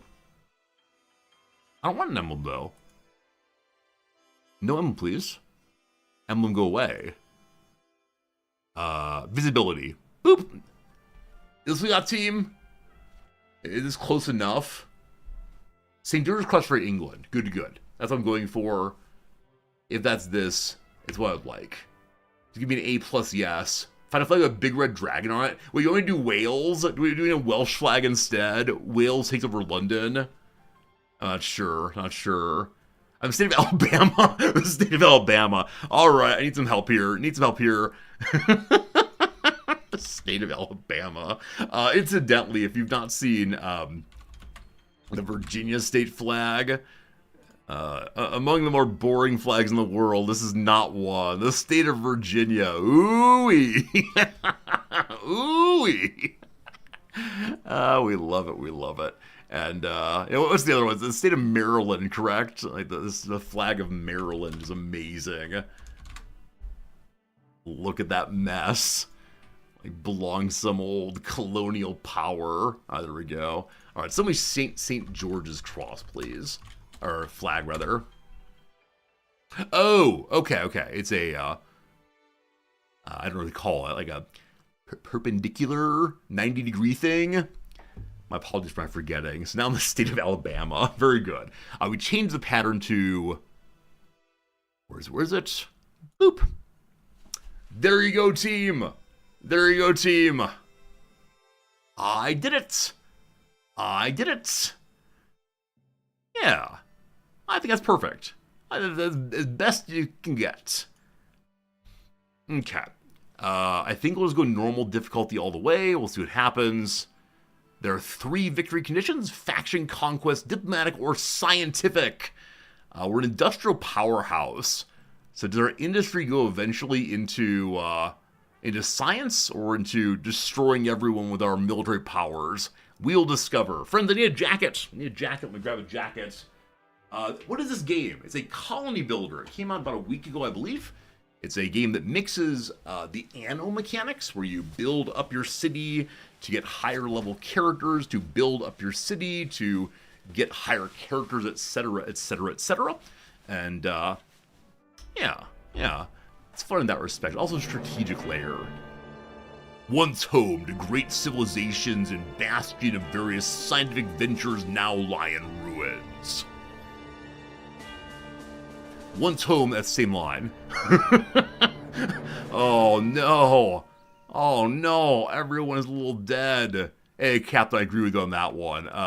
Yeah, I mean, there's a really funny, fascinating series of videos out there by an American attorney who talk his way through, the best way to interact with police officers. And it's just repeatedly, do not talk to police officers.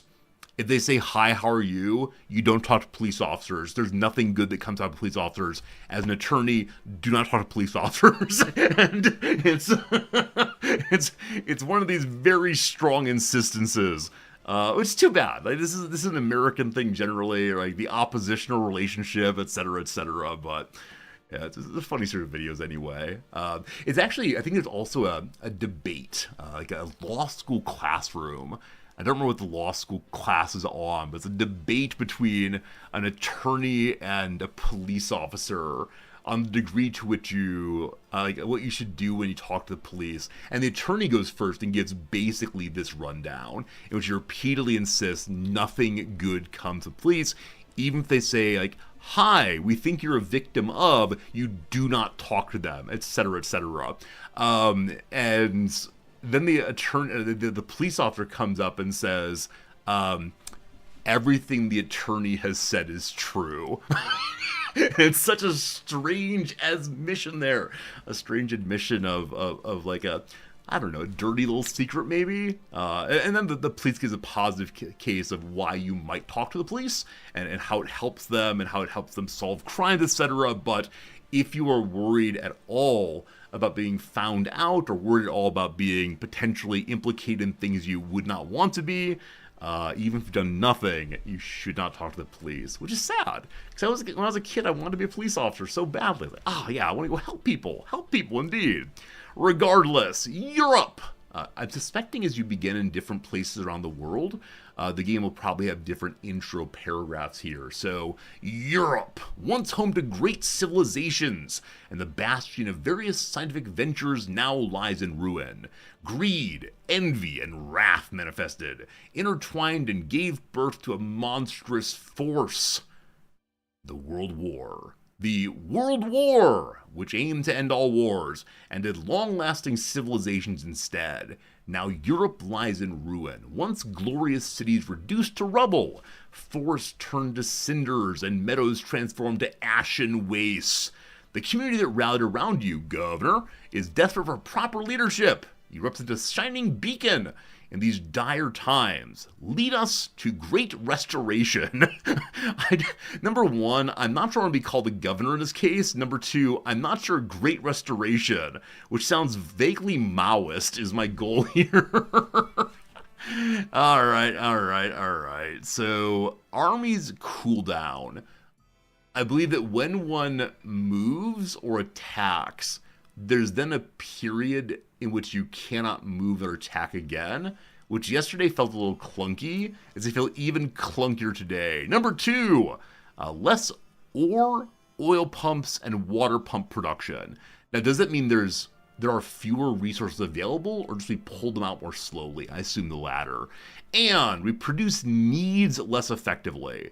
So I guess this is the malice to building in Europe. The knowledge that this is where the war was fought. Why on earth are you here? Alright, goal number one for our little playthrough. Get ye a population of 100 people. I want to glance around our little world here, see what's going on, and yeah. Over here there's some ruins that can be taken apart eventually, salvage. Salvaging, though, requires laborers. Good. So yesterday, salvage required not laborers, but instead the second level mechanists, I believe. So it's unfortunate that, or it's fortunate you can do it with lower level characters in this non-tutorial area. Fortunate it's not nuclear wasteland. Yeah, we are end of World War I. That said, I actually don't know in this game why World War I turned out differently. It's one of these alternate history moments, but I've got no idea why that is. Okay, we begin with 150 planks and 40 bricks. I know we need to start by making some houses, and this time I'd like to make a more attractive city. I believe I say that every time I start a game, but I promise this time our city will be attractive. Not sure if true.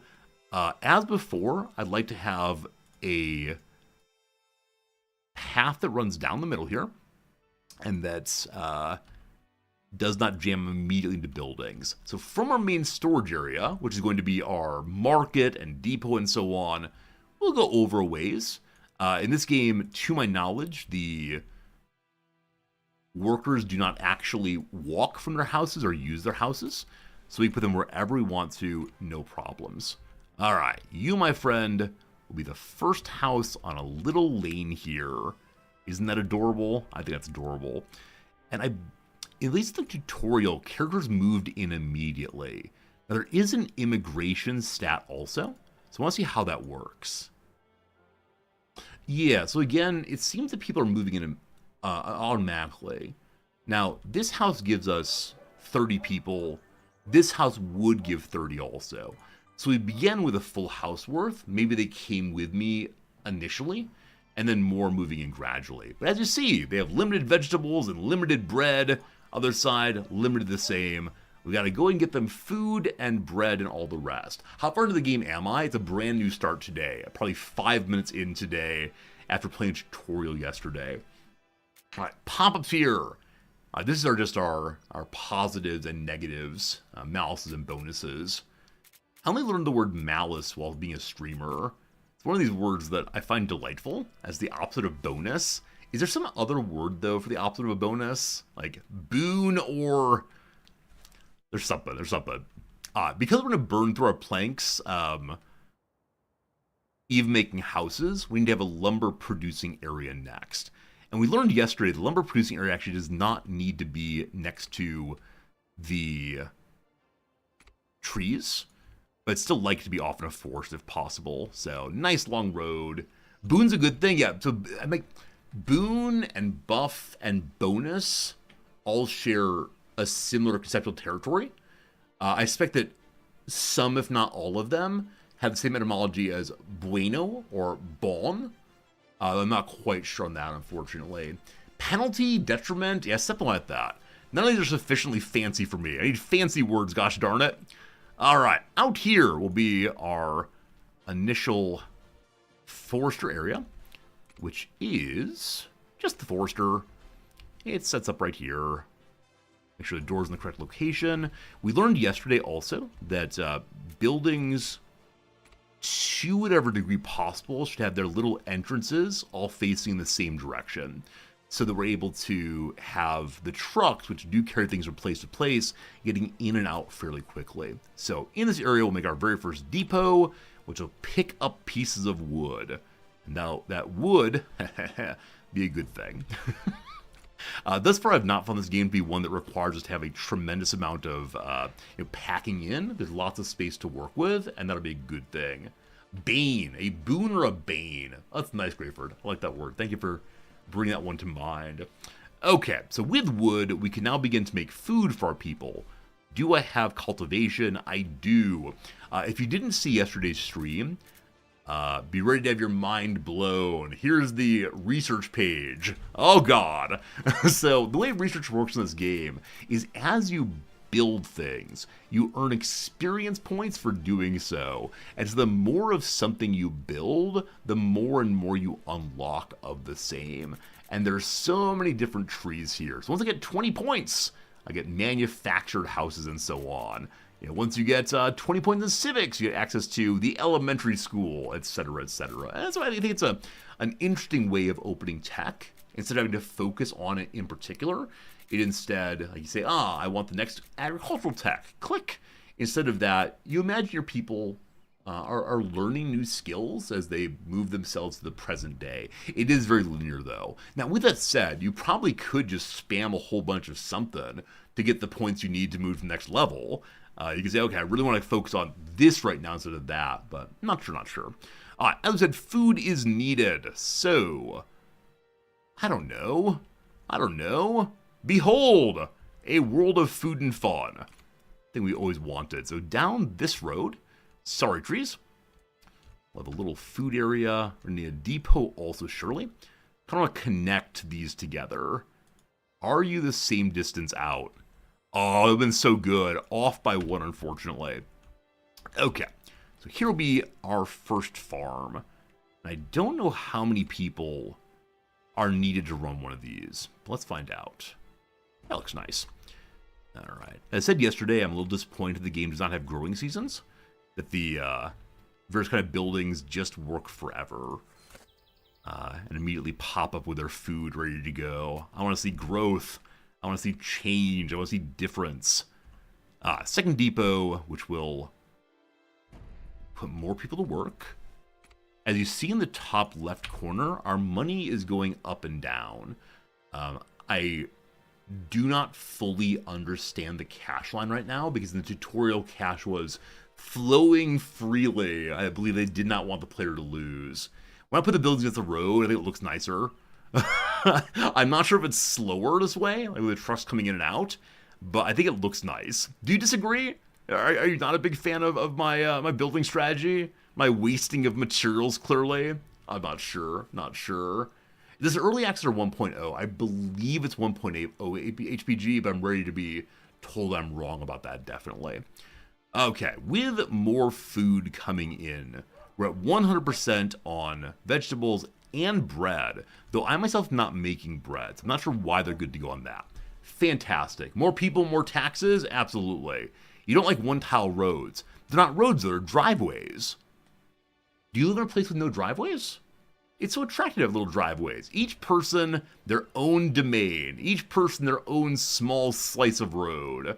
Now, that doesn't look, especially attractive there. That it cuts off kind of bums me out, but we do let the imagination do the work. Okay, more houses needed. We're going to continue along out this way. Good. I think everyone needs a driveway. This is what it is. We don't have high rises yet. We're not packing people in like sardines. There's lots of space for every person to be the master of their domain. Every person a lord all themselves. Yesterday I built ridiculously quickly, and so I had a tremendous trouble in making enough food for the people I'd brought in. We're trying to go a little slower this time. It doesn't make sense to have driveways if you don't have sidewalks. Do you mean in the game or in the real world? Like, I'm not a pro car person. I'm happy to offer, like, cars are a waste of space, all those parking lots, the environment, etc. I can do this. But in the game, I think it looks nice. That's cute. It's cute. I like cute things. Now, it is the case, as some of you have noted, that in this game, everything has an upkeep. So even a very simple piece of road will cost money. And so in making my place look nicer for me, this is also leading me to waste money perhaps a little bit. Okay, planks going down, they will go up eventually. Can we make the next production building? Right, because this thing doesn't make planks, it only makes wood. We don't build with wood, we build with planks.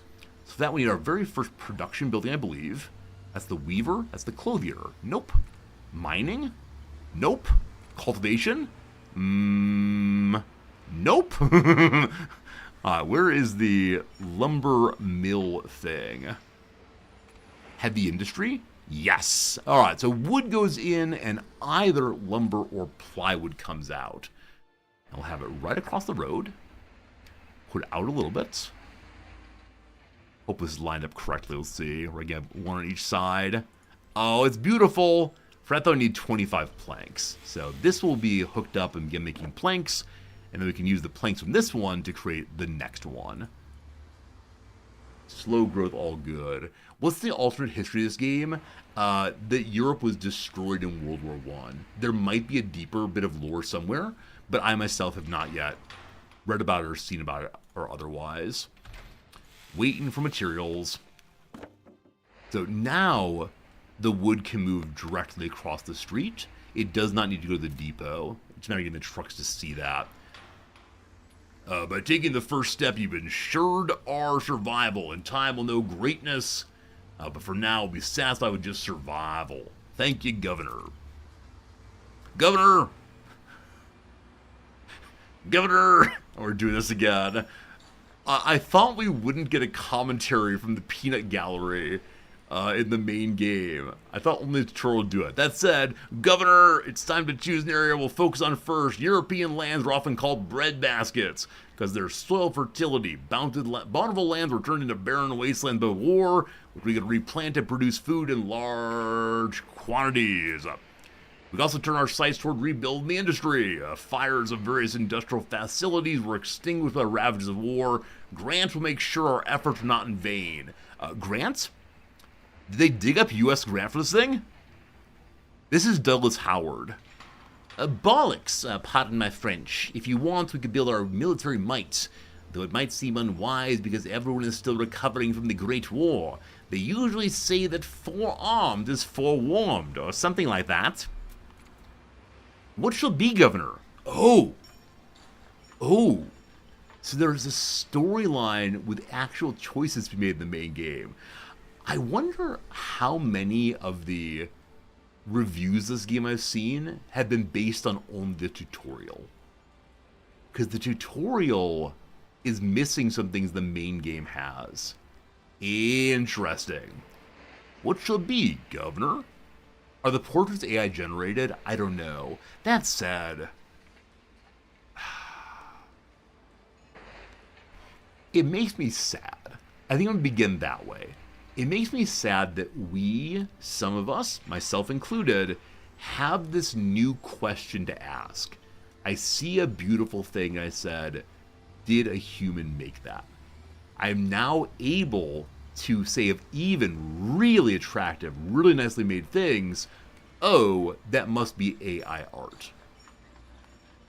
And this comes to mind actually in some measure because this morning I was listening through the wall to a podcast my wife was listening to in the next room.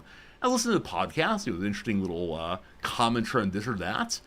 And I thought the person reading it had a really lovely voice and pronounced things in a really attractive way. And so, after it was over, I asked my wife, hey, who's the reader there? And she said, oh, I don't know. Let's go and look up who the reader is for the little story. And it turned out that it was an AI voice. And I don't know how to feel about that moment. Because it very much was, yeah, I thought it was lovely. I thought it was really, really lovely. And then it was still lovely, but in a way I didn't know what to make sense of. Because I wanted it to be a person. I wanted to be a person I could appreciate. This is too complicated for right now. That's how it goes. You think the images don't match the game's art style, but isn't that true in so many games? Like, Baldur's Gate's an incredibly ugly game, but the character images are so cool. I think that's true. That's true. Like, let's see here. Let's see. The original Baldur's Gate. I can never spell it right. Baldur's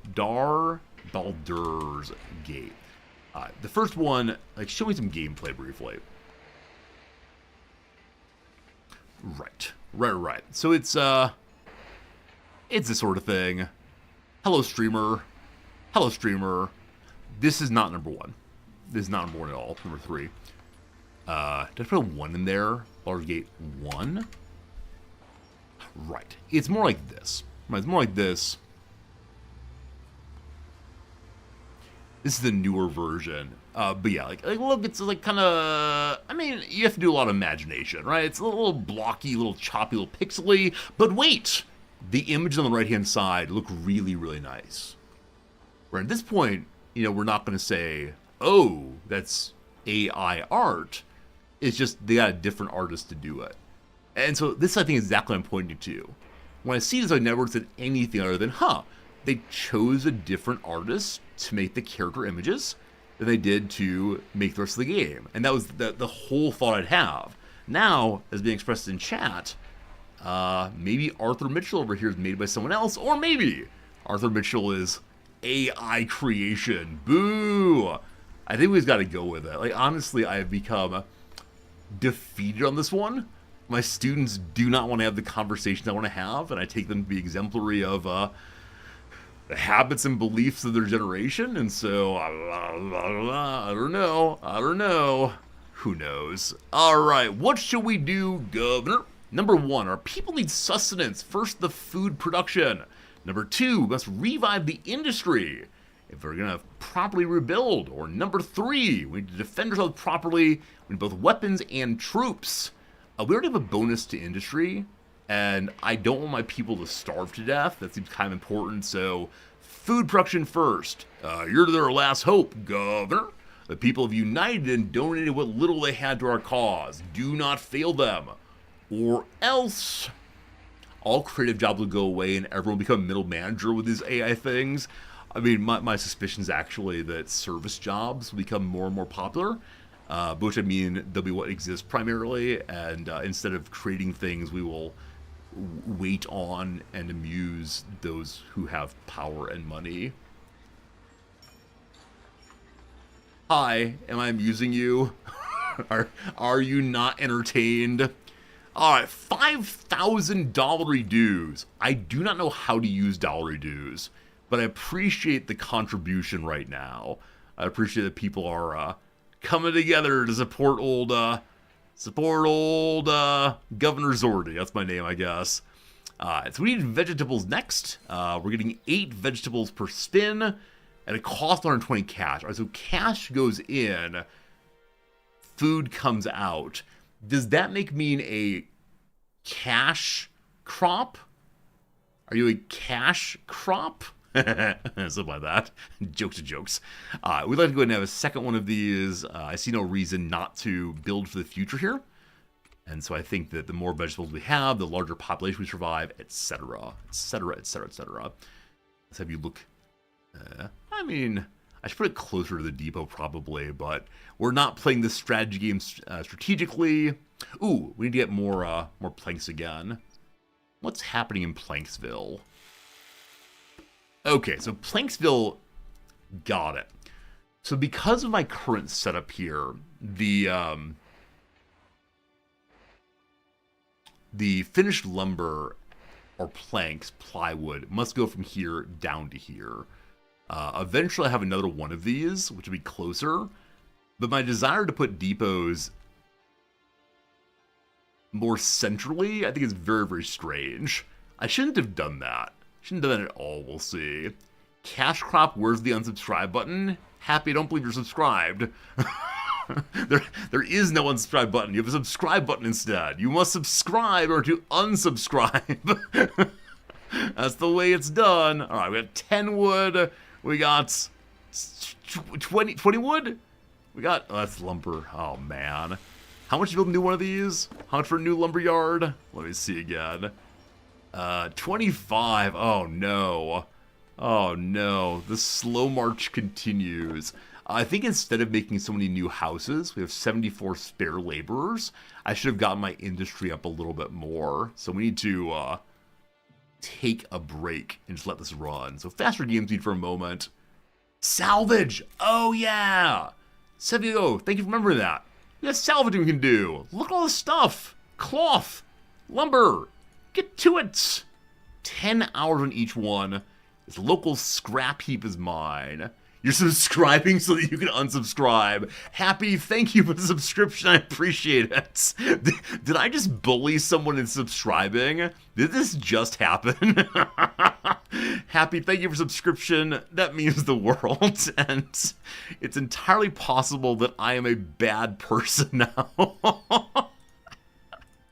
Look, you can only express your displeasure if you subscribe. Now, where's the unsubscribe button? LOL. Fair question, my friend. Fair question. There's probably more salvage to do, but that's a good start for right now. And it'll allow us to build up our plywood very soon. Now I'm truly a Twitch streamer. It's what it is. It's what it is to not just say, oh, if you want to subscribe, you can. No pressure at all. Just enjoy yourself. Just enjoy yourself. You don't need to give me money. Do I switch from that very quickly over to, you know, if you're not a subscriber, rabble. This game reminds me of Frostpunk. I agree with that, Aku. Very much so. A similar vibe. You are struggling. You might not survive. Good luck. But it does ultimately build more like the Anno games as time goes by. Maybe we'll get a heat wave eventually. With 2 of those going, we'll pull it in much more quickly. Olafson, thank you for the 5 gifts of my friend. 35 in total. Bevchenko and Treehorn and Warring and Solaire and Waffles might be edible. A great name. You all got subscriptions, so now that you can unsubscribe if you want to. Olafson, thank you for the generosity, my friend. I'm always glad to know you're out there enjoying yourself. Oh, goodness. Oh, goodness. Oh, goodness. Our next mission is to make bread. I'm going to disagree with the game's orders here and work on getting more food first. There's probably no real hurry at this point. So having a strong backbone of the economy seems good. We need 20 wood. We have 20 wood. Yeah, each time you build anything in this game, it takes a little while to get up and going as you wait for the depot trucks to pick up whatever it is you need or whatever they need or something like that. With 2 of those going, we'll have more than enough veggies for everyone, I do believe. We can check the houses here and full and full and full. We have completely filled houses. We can go ahead and just start making more jobs, and then when that's done, we can build more houses again. The cycle begins. Okay, now the game says make bread. I agree, it's time to make bread.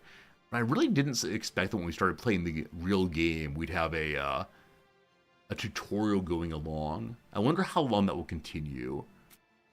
And is there a way to turn it off? Again, I like this storyline, the Frostpunk-esque element.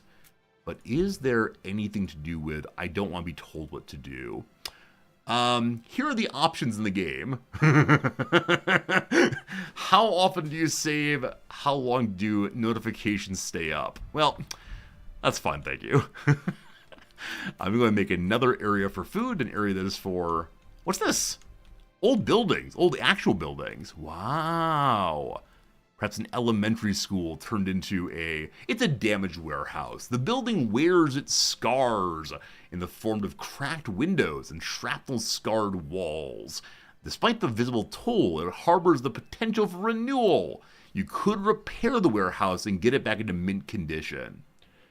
So I don't see a repair button. Also, I don't know what good a warehouse would do for me. Damaged building. The visible rough edges are nothing some work cannot undo. I mean, is it the case that I should not destroy these things? Like, clearly the ruins have been ruined. But once I get machinists, the abandoned field that's closed in them, laborer luxury. I'm very curious, if I just leave these here, can I do more of them in the future? You'll get a proper farm back, maybe. Probably not, but I'll leave them in the vague hope of the same. Across the way, we're going to have our larger bread-making zone. Probably should have put the depot out this way, but we'll do improved depot locations at some point in the future. In the early game here, I suspect we're fine. Wasting our money, however comes to mind. And let's go ahead and subdivide this thing. No one's allowed to have a giant plot of land. We share instead. No mega corporations buying up all the farmland. In recent years, hasn't Bill Gates been the #1 purchaser of farmland? I don't want to go in the direction of billionaire conspiracy here, not right now, but is that correct? I think it might be correct. Can you move buildings? You can. Yeah, you can move buildings for free, and you can also destroy them for 80% of resources back, I believe. Something like that. Something like that. All right. Boop. Sorry, I say boop, but I don't put on buildings. Very strange, very strange. You're going to need a depot nearby. This time I'm going to put the depot in a more central location and hope it helps out a little bit more. Cool. All right, much like the Anno games, the depots share items between them. Bill Gates is buying what land? I believe it's arable land in the U.S. I believe that's the case. I read this a while back. Why he can't just sit there and read his books, I do not know. If I were a billionaire, that's all I'd want to do. Just sit and read. Actually, it's not true. If I were a billionaire, I'd still be streaming. Don't you worry, team. You're not going to get rid of me that easily. Once you give me $1 billion, I promise I'll still show up at 8:30 a.m. But no, I can easily imagine, Bill Gates seemed to enjoy reading, so I'm not quite sure why he doesn't just read and not, I don't know, engage with the rest of the world in ways I don't like so much. Now that we have wheat, the wheat must be turned into food. Flour goes in, makes bread. If you have flour and fruits, you get pies instead. I should probably look into the ratios, I think you all call them, between the different buildings we've made already. So 1 grain field Does it show me the actual ratio? Huh. Oh, an upgrade button. I had no idea there were upgrades. So is it saying 168 goes in, 10 comes out? If so, 3 goes in, 8 comes out. So, in that case, we can have 3 bakeries for every farm as of right now. Now, eventually, with upgrades, we can probably consume the excess 1 grain in some way, but in the short term, that's not essential, I don't think. I should have the farm in between the other buildings, probably. So let me go and change this around. What key to move? It's the V key to move. Hello? Hello? There we go. That never quite works. All right, so move you down the road. V key again. I think you have to click on the building twice to move it, possibly. Maybe. Okay. And then we should put it back also. I have so many ideas of how to do this, and they're kind of all coming at once. So I move you back as far as you go. And then have a road straight up the middle. Will this fit next to it? V click, click. So 3 clicks that time. Huh. And it goes right there. Oh, that's cute! And then we copy it, which is the C key. Put one right here. Oh, buddy! Now we're cooking with gas. Now we're upgrading our city beautifully. That should make some food. It'd probably be better if I had this lined up perfectly. That's a turn a little bit. Awesome. So it could support a third one. For right now, it's good enough. We need more people again. More laborers needed. Let's go and start a second suburb area. Row houses, suburbs, whatever you want to call them. The absolute squalor being created. Also, it is the case we can begin making manufacturers. The next level of character. I just saw they popped up. I don't know when it's appropriate to move to the next level character. We'll look at it just in a moment. Also, along with having food coming in, I definitely need to start having... Are those too long? One moment. How dare you take extra space from me? How dare you, random road maker? There we go instead. Lovely. Okay, so what's I going to say? Right. I see that in the house level, we're able to make manufacturer houses next. That said, they need to have water at that point. We don't have electricity yet. I'm okay with holding off on that. But I believe that we unlocked that kind of houses, those kinds of houses rather, because we built so many of the initial starting houses. We have 40 points now. Wooden fences? Wait, they're decorative things? Oh, the adorable tree. Various lawns for decoration. Various trees, hedges, fences, parks, ponds, and plazas. They only say decoration, so I'm not sure if it's the case that our characters care about this. That said, simple lawn we have right now. Is a simple lawn just grass? Well, look at that. Too fancy, too fancy, too fancy. I appreciate that they are various. Never mind, you get nothing. Absolutely nothing. You need a duck pool, a duck pond. I'm okay with giving everyone a... Okay, they're too expensive. I don't have any parks yet, unfortunately. Maybe someday, little Timmy. So there are 3 different kinds here, it looks like. How do I interact with those?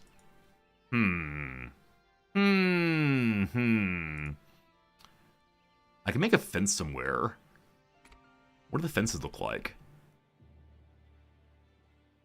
Oh, everyone just wants to have their own moment of enclosure.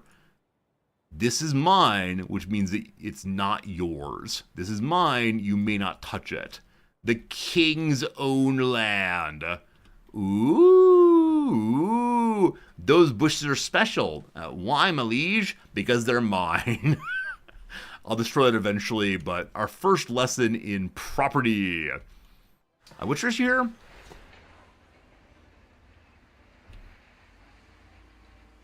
You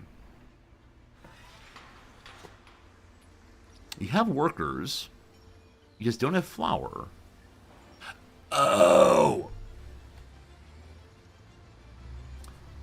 It's not grain into bakery. You gotta have a mill. Gotta have a mill. Gotta have a mill, of course. Once more with the moving things. You then will move to, I don't know. There's fine for right now. I'll move you in a moment. So, we need a cultivation building. Nope. And a production building. Maybe? Uh-oh. Where's the mill thing? Wouldn't it be cultivation? Let's see here. Forester, farm, grain field, cotton field. No. Production. Flour mill. There we go. I give you the flour mill. I'm going to move also over here for right now. I'm going to build a second one of those. Oops. Copy, please. I guess that looks nicer. Looks nicer. These words I use. Destroy that bit. Build new road across. Good. And then move these back one step. Now, maybe I should have even more space here so they're all connected a little better, but this will work. So, V to move. A little space. Same thing here. V to move. Whoops. Back one space. Cool. It'd be cool if there were a way to mirror the buildings. I don't think there is. That way they could have the exact same road positioning. Is symmetry beautiful? Is that what we're going for here? Maybe. Someone walking their dog? Oh, look at that. One of our people happily dressed in suspenders is out walking the puppy. Fantastic. Okay, so we need people once more. I'd be so grateful if we were able to see if there's open housing. We see here, waiting on immigration 3. Does that mean y'all would like a house? I bet it does. Unemployed, negative 24. That seems backwards to me. Like, unemployed should be 24 people. I understand unemployment's a bad thing in this game, of course. But I think a negative 24 unemployed would mean 24 employed. The kind of pedantry you obviously come here for. The kind of high-quality commentary. I think your negation's in the wrong position. I think you're negating the wrong quantifier. What's going on here? Far too many houses again. Let's check on their food sitch. So people are moving in. The immigration interest is up. We don't know exactly how people come in, at what point they arrive. I wonder if interest means one person wants to come, or if it means of possible levels. And eventually you can get immigration level 5. Everyone wants to live here. I don't know exactly. New development level. It'd be very helpful if it said what the development is in. If I look in real closely, it's like levels in power, levels in birds, levels in roads, possibly. But the icons are very, very small and thus hard to see, in my opinion. Okay, so while the bread's going, every time I say we're making bread, I immediately think, oh, bread is money. We're making bread. No good, no good. Old ruins. We need extra laborers to salvage. They'll be here fairly darn soon. That'll be good. Yeah, I guess next step is start thinking about production. So I know for our wood production, we need to make not just plywood, but instead wood into lumber. So I'm going to change that one over. You produce 16 wood at a time. 4 goes in here, 2 goes in there at all, right? Really? Goodness. So we need to then have 4 plus 2. I don't know the ratio I want, but definitely have a lot more coming off of this. The limitation will be how many trucks we have to move things around, so a secondary depot might be useful here. I think the depots have only 4 trucks in them. Rationing and starvation are a thing of the past, Governor. Our people are now enjoying a variety of food, and their overall health has improved. Their teeth are now staying in, no more falling out there. Life is... Oh, a different person. Rosalind Hayes. Who's this? Life is as good as it is, Governor. People would like to enhance it with some luxury. We've been frugal for long enough. I think it's time we loosen the restraints. It's for our people, and we wish for them to only have the best the world can offer. I believe the initial luxury is clothes. The best life has to offer clothes. Oh, they always want the newspaper first before the clothes. Feels weird, man. Feels weird, man. Okay, I know we need to make pulp. Pulp of some sort comes next. But I want to continue building up the industry in the way I was just thinking. It will be useful eventually. IMO. So, where is wood thing? Lumberyard. Cat. And I'll go over this direction. And one right here also. And we'll have one of these set to making plywood and one of them set to making normal wood. Actually, factually, that's disgusting. No blemishes allowed on my base. Yesterday we saw a fully developed city. The tutorial gives you one at the very end. And it's such a strange thing, but it's made so beautifully after all the like really terribly ugly city I made. Like both of you to be on making lumber. Absolutely. And then both of you to be making plywood. That looks nice. May add another one in the future. Alright. So next up to get newspapers, we have to have wood pulping occurring. What kind of thing is that? Clothier? Nope. Heavy industry. The cellulose factory. There we go. So wood becomes cellulose. We don't know how much it consumes exactly. It will need 20 more laborers, so we may have to make a little bit more pretty soon here. I think. And again, it's using straight wood, not lumber. We may need a second forester, we'll see. Over here in this industrial area along the river, hello, what are you? Oh, scrap heap. Electrical parts. I've never seen those before. Oh. So much stuff. We're getting started in a good way of picking up more and more and more of these salvage items. Thanks again to whoever reminded me about salvage. One of you fine people said, "Hey Resorty, remember a central mechanic of yesterday's tutorial?" And I said, "Nah, fam. I got nothing. And they said, "Alright, Resorty, here I come. Once again saving the day, you big old dum-dum." That's how this thing works. That's the honest way in which the stream works. I make noises and you all say, "No, make these noises instead." And largely you are correct, those are the noises I ought to be making. I'm going to go and connect the roads. I just like... Actually, you know what? For the suburb... Yeah, for the suburb, let's not have the road connect directly. Instead, we'll have some larger road out here. Again, what a waste. You will recall that every road I build is more yearly income wasted.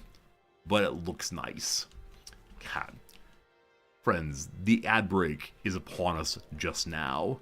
It'll be time for 3 minutes of ads in just a moment here, and then we'll do 57 more minutes of gaming after that. But I would like to at least put on the cellulose factory so I don't forget.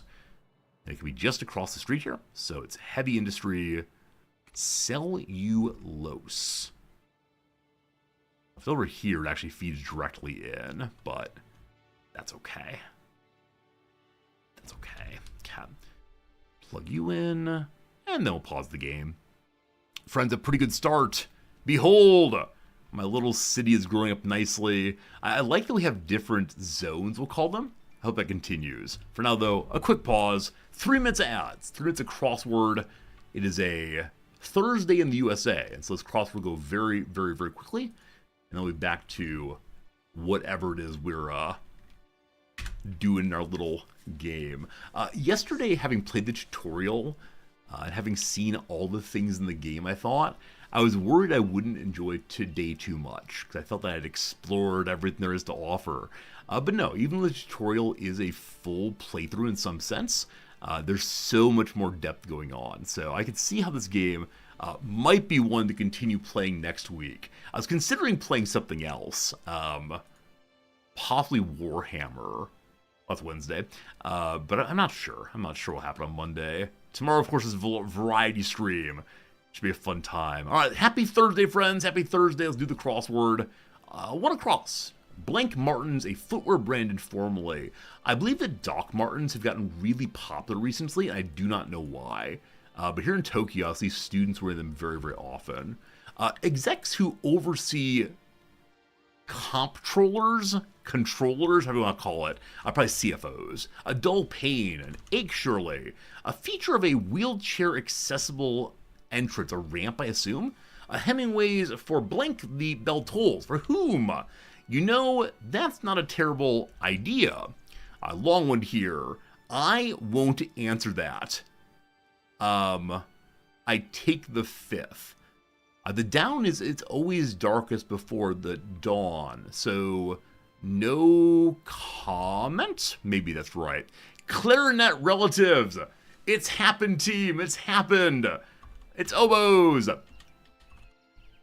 Spiritual leader who's been living in exile since 1959, the Dalai Lama.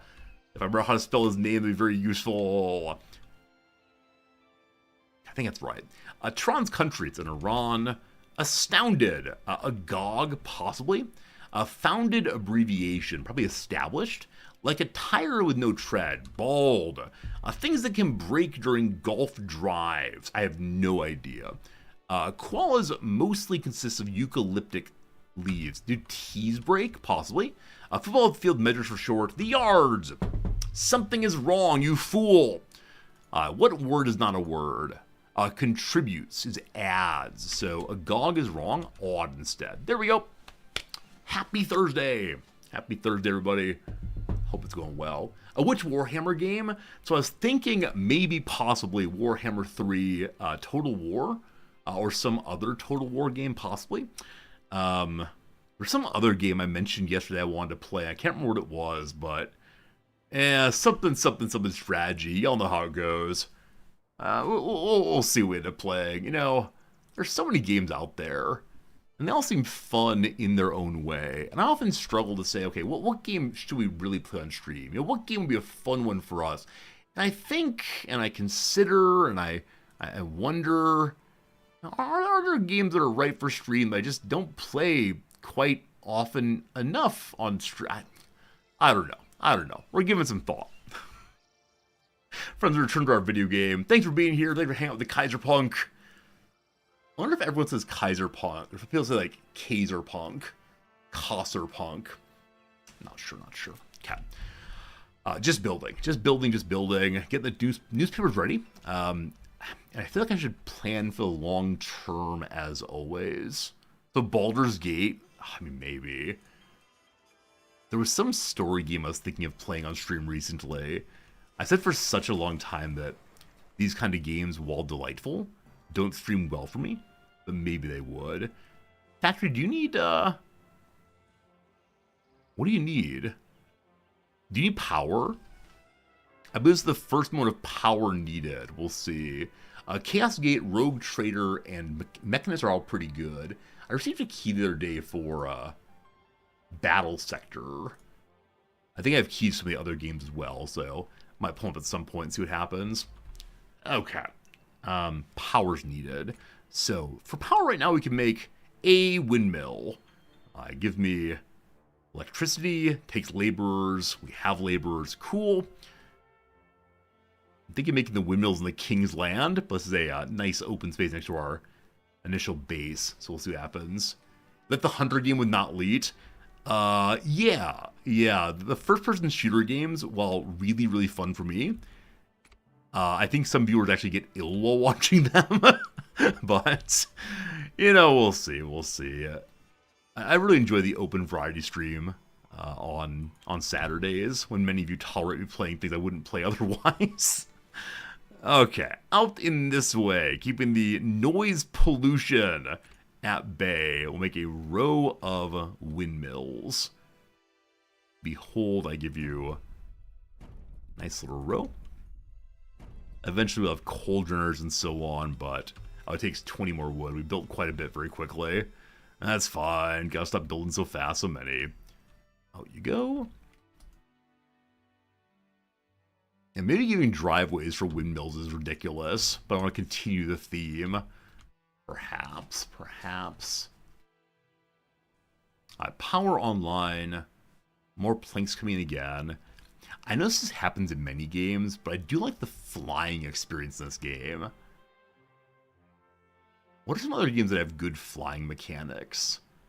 I wonder if every respectable city builder these days have this kind of thing, where you can aim in different directions all at once. Okay. Now, we can make our very first substation. Once we have 15 wood again, we're at 14. Here it comes. Unfortunately, when we talk about games on stream I ought to play, I so infrequently remember to write them down that, unfortunately, the next day when you all say, hey, Resorty, you're going to play X game, I completely forgot what X game is. I should probably have some kind of Google Doc somewhere that reminds me. Alright, initial cellulose being made. It is time then for our first newspaper writer? Printing press! Paper goes in, newspaper comes out.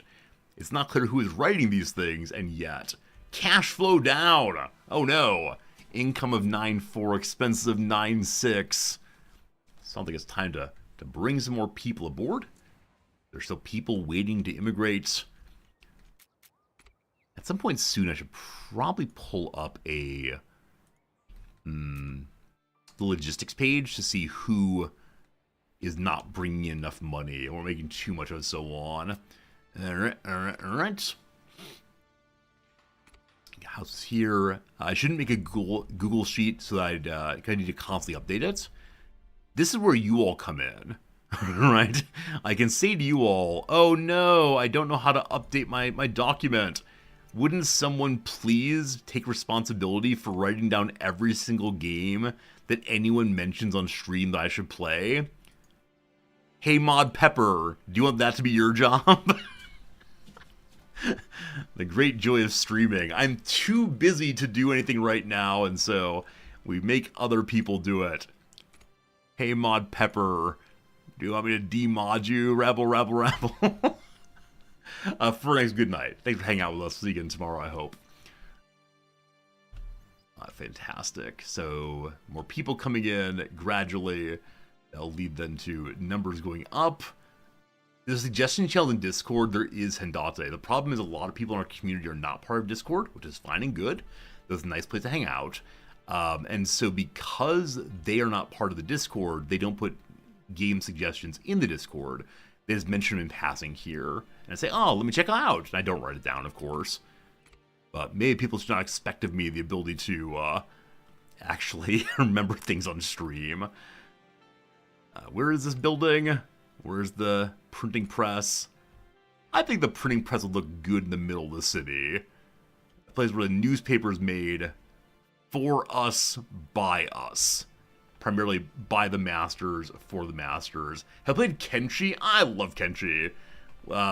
Actually, factually, last year, a viewer contributed $1,000 to charity in order to get me to play Kenshi for a week. It was really, really, really fun. I've played Kenshi a number of times in the past. We have like a functional Kenshi base going with probably 20 people in it. And I can't play it too often though, because I get a little bored after a little while. But it's a pretty fun one for sure. So I probably shouldn't keep the offer on at all times. If someone tips $1,000, they can make me play a game for a week. But for charity, I think that's perhaps a good idea. Perhaps good, perhaps good. Who's Mad Lad? Oh no, only $1,000. Only 1,000. I mean, only $1,000. Our friend, oh gosh, where's Zelion? Yeah, our friend Zelion did just that. And yeah, I mean, super generous. Part of our charity stream, we raised like $8,000 for charity over the course of 3 hours. It was really amazing and good moment for our community, and so many people were so darn generous for our charity. And yeah, it's something I'm very proud of last year. And yeah, happy times, happy times. Once you start actually trying to build a base, the game slows down. Shadow, I agree absolutely.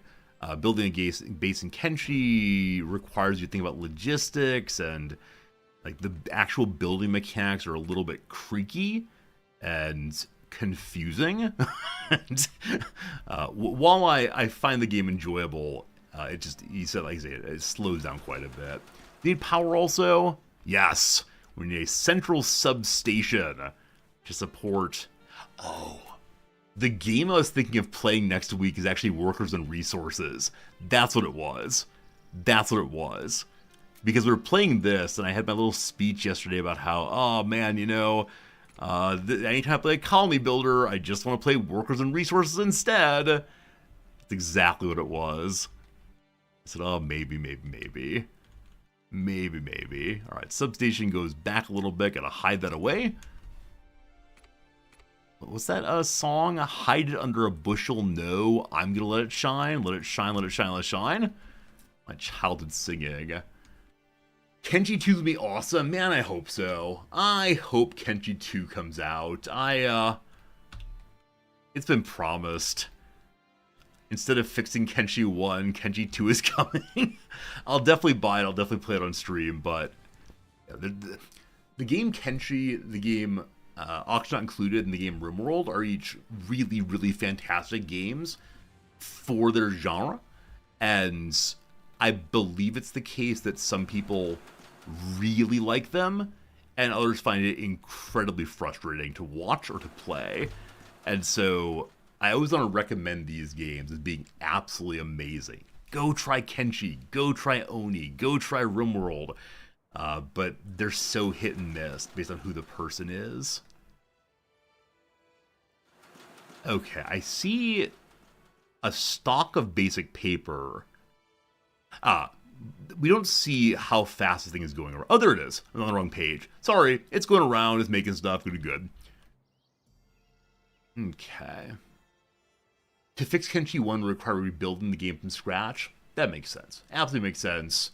And, yeah, I expect it's the case that I can't ask too much. I can't expect too much. But, I don't know. Kenshi is fun for what it is, right? And, definitely a great game of exploration. And, has limitations, but if it's on sale, I do recommend it, as always. Okay. I'd like to have a more centrally located depot to support the load, to ensure that we have enough trucks driving around. I'm also curious, can I update or upgrade levels of depots? A loading ramp, one more truck, powered machinery, fewer workers, or oversight office, less cash. I mean, okay. So, for spending 100 money, I think, one time, or maybe permanently. One second. You're consuming 600. If I give you a loading ramp, it's still 600. Is that true? Huh. Not sure if true. Not sure if true. If these are running costs, they might be permanent. That's a good point. You wouldn't be able to remove it otherwise. Yeah. We added this thing here, which will give me more trucks anyway. And we see where all it's driving to. That's a long drive, fam. Long drive. This one much, much closer. Now, there's enough trucks here that supporting this won't take that much work. Half the newspapers are done. But, waiting for basic paper. That's over here. Yeah, I think spreading things out too much does cause some problems.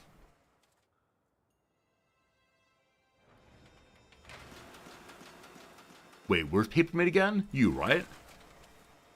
You're cellulose. Uh-oh, I've gotten lost. Where does paper come from? When a mommy paper and a daddy paper, that's a depot. Did I destroy it accidentally? There's no way. So these are all making wood and such. You're a depot. You're making cellulose. I bet I never made the paper maker, and we had some spare paper that the printer worked on. That must be the issue here. So what does the paper maker look like? Paper mill. Yes. I don't believe I made a single one of you. It costs 40 wood. Or 70 wood. Wait. What do you need? I think we're fine now. Yeah, there we go. There we go. Alright, the work queue has been fixed. Now, access to paper, I believe, is a luxury for these people. True? Yeah, so desired luxuries are newspapers and clothes. Now, clothes work off of cotton, I believe. Do I know how to make cotton yet? You are cotton. Okay. So, we have a little bit of basic food going here. I want to do the same right next door. So out this way. More things to salvage. More ruins, more ruins, more ruins. We'll make our initial cotton field. And I think cotton might need water. We see we have water right here if need be. To my knowledge, there's not a fertility marker in this game. Instead, it's a build wherever you want to and then bring water sort of game instead. Okay, let me see exactly how things fit together here. So I'll want to have a cotton mill, I assume. What kind of building is that? Is it a production building? The clothier goes cloth to clothes. The weaver goes cotton to cloth. Okay, so put you on this side right behind. I'm gonna need more planks. We gotta build a plank line, unfortunately. Also, are there street lights? It gets so dark at night. These poor trucks are the only lights we have. Also, what's fueling the trucks? Wait. Do we have wood-burning trucks? Eat your heart out, Henry Ford? I just realized this. We have no oil. We barely have electricity. Does it have a built-in windmill on it? Is it one of these, like, ramjets? Perhaps. Oh no, my immersion's been destroyed. It's finally happened. Like I said, though, I need to get some more wood going, so I believe you are producing enough to support even more of these, but in case not, let's go have a second forest area next door. So we copy you with the C key. You just go right next door. Right here, maybe. I just want it to look nice. Please, let it all look nice. Okay, we'll have a new depot right across the street.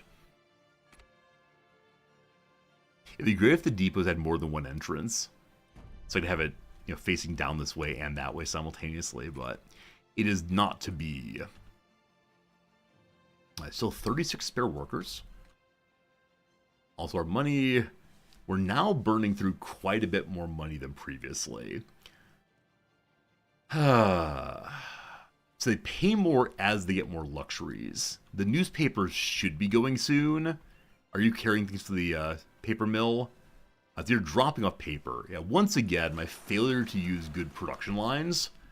Like, if this were right here, there'd be so much less transit.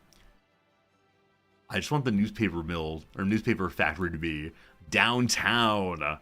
Wouldn't that be fun? I think that'd be fun. But, perhaps not, unfortunately. Also, eventually your town center can level up. Might reorg that one a little bit later so it goes faster. We'll see what happens. That said, we do need to have additional lumber yards now, just to get me more plywood going. So we copy one of you. Endless clicking for some reason. Put two of you right here, side by side. Road goes on out this way. And clicks in. I'm having the nice feeling that one has when playing a new colony builder, which is I'm beginning to feel like I'm at home here. Like, my city is coming together. I know what I need to build next. It just looks and feels nice to continue building. I'll put against 16. These consume 4 to make plywood. I'm going to add a third one, and though I could sport a fourth one, I'm okay with having a little bit of wood backup, for the time being at least. Have a little stockpile, in part because this game does have a trading service. When times of war are not happening, the traders will come through and help the player to buy and sell things they want and get more money that way. It's a way to keep the economy going, even when the money is not exactly flowing in the way you'd want it to. Good. Eventually, will I regret leaving all this open space? That's the real question here. I say, oh no, gotta remake this city, jam everything together. Newspapers, please. Little greens going around. The way to you speed up your belt. More storage. As a printing press, you can hold more things here. Conveyor belt, fewer workers. Managed oversight. More product per cycle. Or oversight office, less cash required. Isn't that delightful? You have to spend 280 to get negative 12. Its current cost is 1.3. So 12% of that is 120 and a little bit. 15 made! One more circle! You can do it, printing press! I may need even more of those, that's fine. Okay, so we should see our plywood line flying up very quickly here. Hope that's true. Unfortunately, this one is not in range of this, and so it doesn't get wood directly. Had I not left open space, these would all click together much, much better. Vanity, you once again work against me. Oh, vanity. And then how much do all of the extra roads add up to? Let's see, if I remove one road tile, what happens?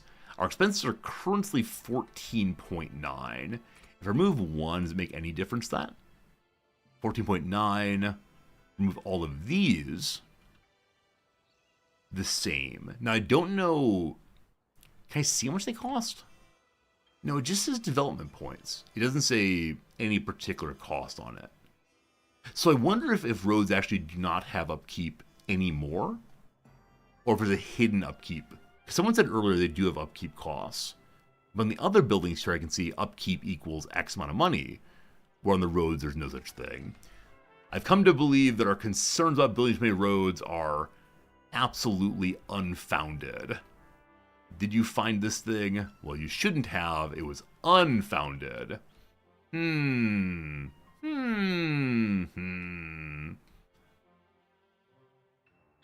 for other salvageable things out here. But we're out of workers again, so we got one more to go. You think you could build lots of roads to get lots of development points in roads? I think you're probably right. I think, and you could probably spam basically anything to build development points, as long as you have enough resources to make it again. That said, the different kinds of resource points are distinguished, and so by building up road points, you would only get more road points. So I suppose it is cheesy. You can cheese it, but what do you get out of it? Not much of interest, in my opinion. And I have no particular interest in cheesing any mechanics, but especially not that one. Alright, next up, make the clothes. Right, we started thinking about that before we realized we had an issue with no plywood, but now the numbers are going up in a big, big way. So, that's the bakery. Over here. Someone started a clothing area, or at least he talked about doing so. Was it right here? Well.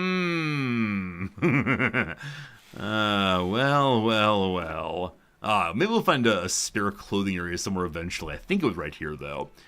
So, we'd like now to run this road out this way. Nice little T intersection. Gotta keep those rectangles going. Always building in rectangles. This post-apocalyptic world will at least have order in its roads, even if it does not have order in anything else. You go there, that's good. Negative water flow, and we are people again. Water's right there, absolutely not a problem. Let's go make the building to weave cloth first. You can be right across the road. What's the ratio here? You make 10. You make 5. So a second one of these would be good. Right next door. We'll have a depot to the middle. And I think we need power on these also. We're at the point now where buildings require both power and water, which is all fine, of course. Put a depot nearby as well. And then after that, we'll get the water situation handled. Depot, then roads. And so far, it's kind of like an obvious build order, I'll call it. Like, it's not in any measure, oh no, what do I make next? Now, as the money goes down, there's a slight possibility I'll need to begin worrying about, oh no, where does the money come from? But until then, I'm pretending like it's all going absolutely perfectly. All right, where is my water? Where's my water digging thing? Is it in electricity? Electricity is also utilities generally. So behold the water pump. And I don't know if that needs power, if it works via the force of the ground below. You do need power. Or workers? Just workers, actually. Alright. Return to wherever my little village is. Hello. Good to see you all. Hello. Keep filling this thing out. All good. Not broke to have zero money. You're absolutely right. Just keep having the money coming in or ignoring the number going down and down. It's an investment. Also, I don't know what happens around money in this game. Like, surely in Paradox games, there's always a moment of, as long as the game is not over, I can dig myself out of debt eventually. Or, in the case of CK3, my character can just die, and in so doing, all of my money woes go away. And that is, in fact, my favorite mechanic in all of Paradox. That debt is not inherited by subsequent rulers, even the same family, though positive cash is inherited. Numbers should go up. Number going up. Alright, no clothes. So these other taxes are coming in now. They give me 1,000 out of, I believe, a possible 1.4 thousand. Also, a fire risk of 25%. If the fire risk reaches 100, the building will start burning. Building fire stations in the vicinity lowers the risk. Will you pay me more taxes? Does that increase morale? Your needs are met. Why aren't you giving me more money? Pause non-essential buildings, get more luxuries, demolish unneeded infrastructure. Okay, well, let's see if it does add up. So currently at negative 17.6. If I get rid of a ton of roads, what happens? This dream of the future has been destroyed. Hello? There we go. This is not being used quite yet. 17.6 to 17.4. Friends, despite not showing an upkeep cost, there is upkeep on even dirt roads. Oh boy. So the person who said, look, Resorty, every tiny driveway you make is ruining your city. I thought we were in a war about aesthetics, a war about beauty, a war about taste. And of course, there is no disputing taste, blah, blah, blah. But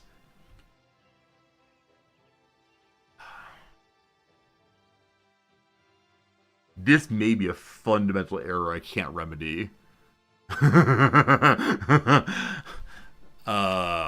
So This needs to be out here. That's fine. We need to have water and power here.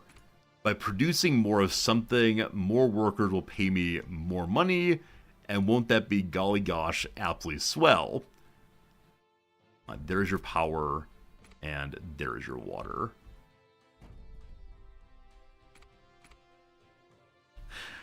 Maybe the first game I ever lose due to being entirely thoughtless about infrastructure.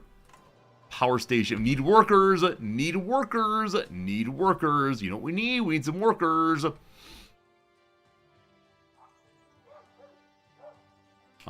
Just gotta wait for them to move in.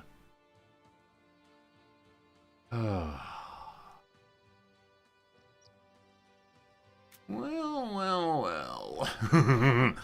I could probably pause my excess buildings. We have a ton of plywood. I went really hard, really fast on making a bunch of plywood because we just had none ever. But for the moment, we can turn off all of this until we need to make more of it. Okay, we have people again who are free. Because we have that many free people, I'm going to turn some of them back on again. Just not all of them. Just not all. There we go. Alright, so these should now have function. They do. Water's coming in, power's coming in, cotton's coming out. The weaver is there. We have 2 weavers. Again, this is the correct relationship between them all. However, we recognize that no, we just can't build that fast on everything. I think I expanded before I have a good economic base. We're going to need to have some an actual clothier now also. Make basic clothes. And we want it close enough that it locks into these. Which it does here. Awesome. And again, close to I want it to be. I like to spread out, but even better. How about we just build a road through the middle here and really jam things in kind of close. Now you're cutting it close, Resorty. Cutting it close.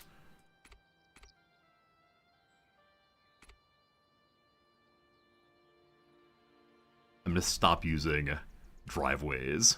Though it breaks my heart to say.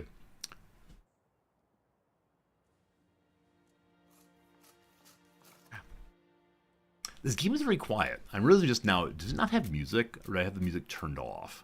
It's very, very, very quiet indeed. Audio options. Okay, I wonder if it only has music under certain conditions, like, hey, we're at war now music, bum bum bum. Wait, voice volume? Have people been talking and I've been talking over top of them? It's possible. I mean, the game is as loud as it can possibly be in my volume mixer thing. I don't know. Well, hopefully you're enjoying a monologue stream, and I just blather along hoping for the best. Alright. We're down to slight problems. The expenses are being remedied. However, am I making way too much food? It is time to look at the logistics page. We can see here. So we're losing 648 money in roads. That's not enough of an issue. We have... Interesting. So we're pulling in 15.1. Production is 13. I think the depots are killing us. So my desire to spread out a little bit more. And my desire to spread out a little bit more has forced to have more and more depots that are appropriate. The one in the very center, is this here? Do you need to exist? You don't. I like you, but it's one too many. So for right now, I'm going to destroy you.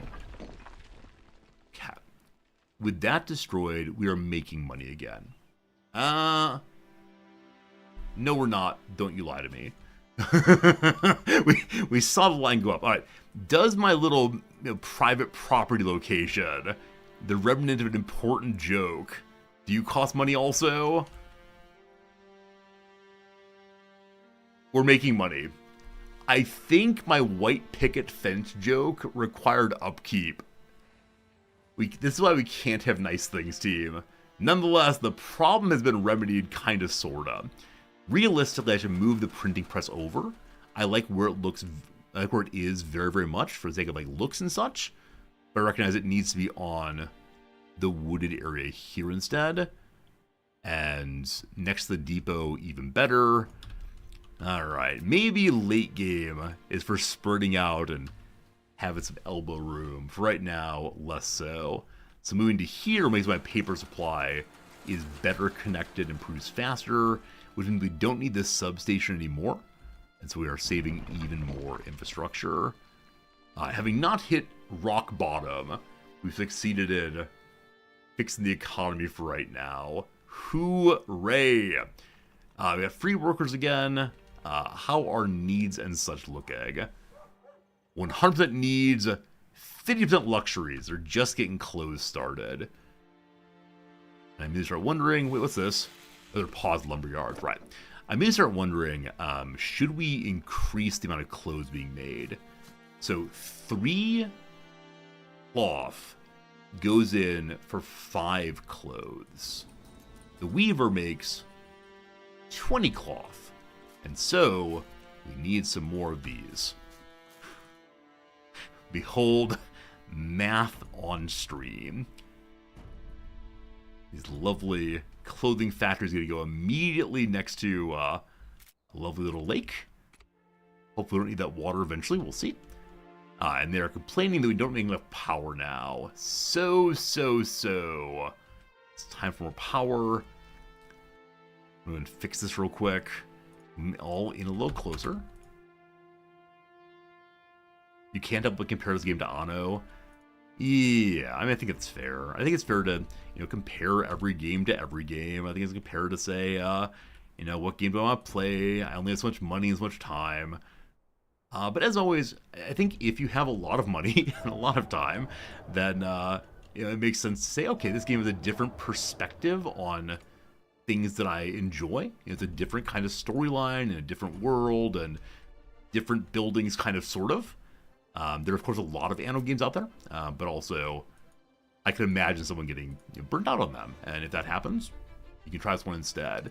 Now, do I think this game will be an Anno killer when we look forward to the games of the world? Do we want Kaiserpunk 2 if we want new Anno? Probably not. Don't really have either, which is a dilemma. Of course. Few of us do have unlimited money or limited time.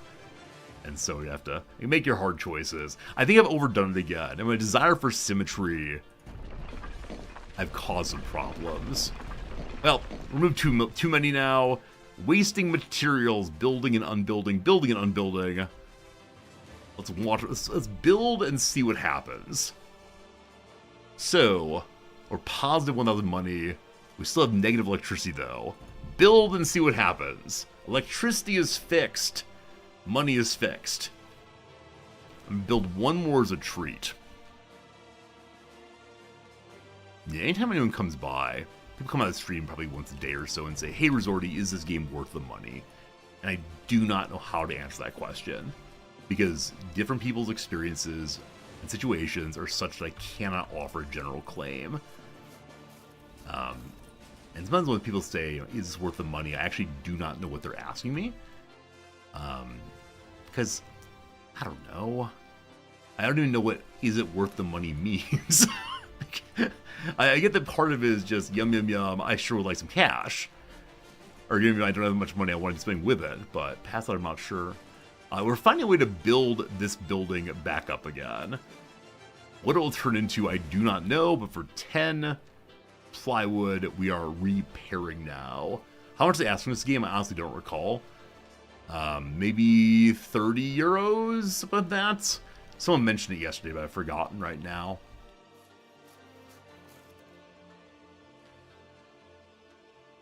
Our citizens are elated they can afford some luxuries. Oh, wrong voice.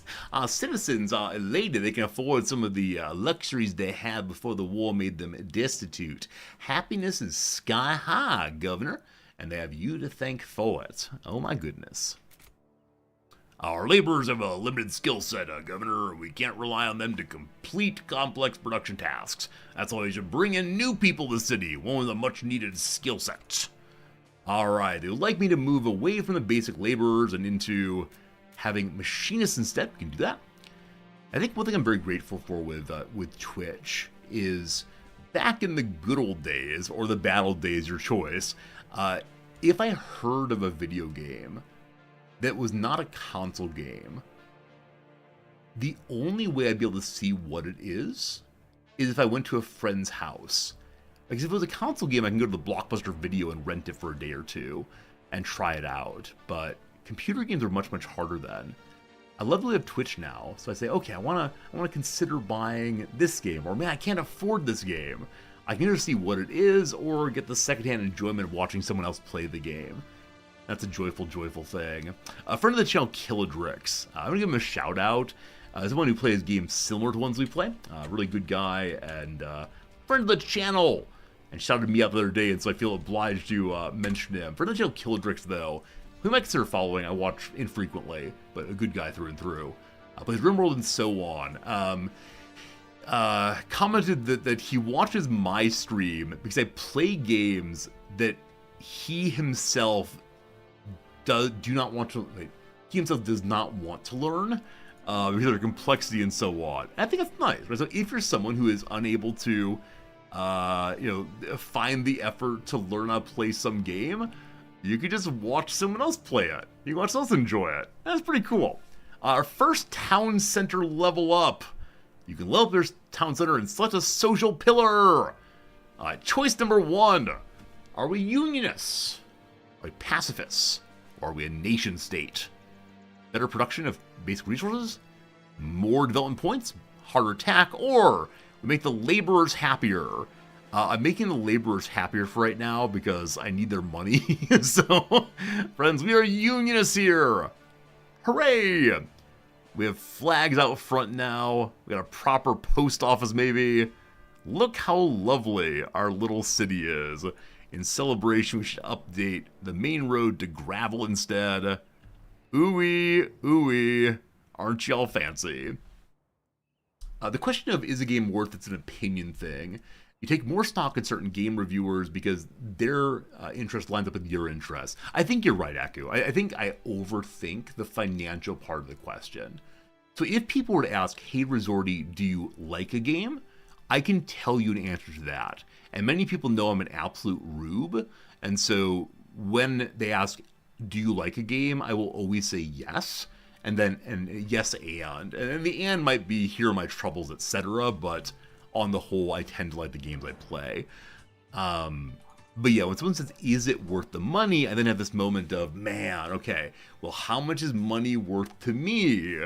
I get many of these games for free, and so it changes the calculus. And yeah, I think I would just, maybe I should have a bot command for this. Please rephrase your question from a non-monetary perspective, and then everything will be fine.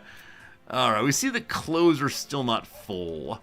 And so possibly expanding the clothing could be good before we become more fully industrialized. We'll see, we'll see.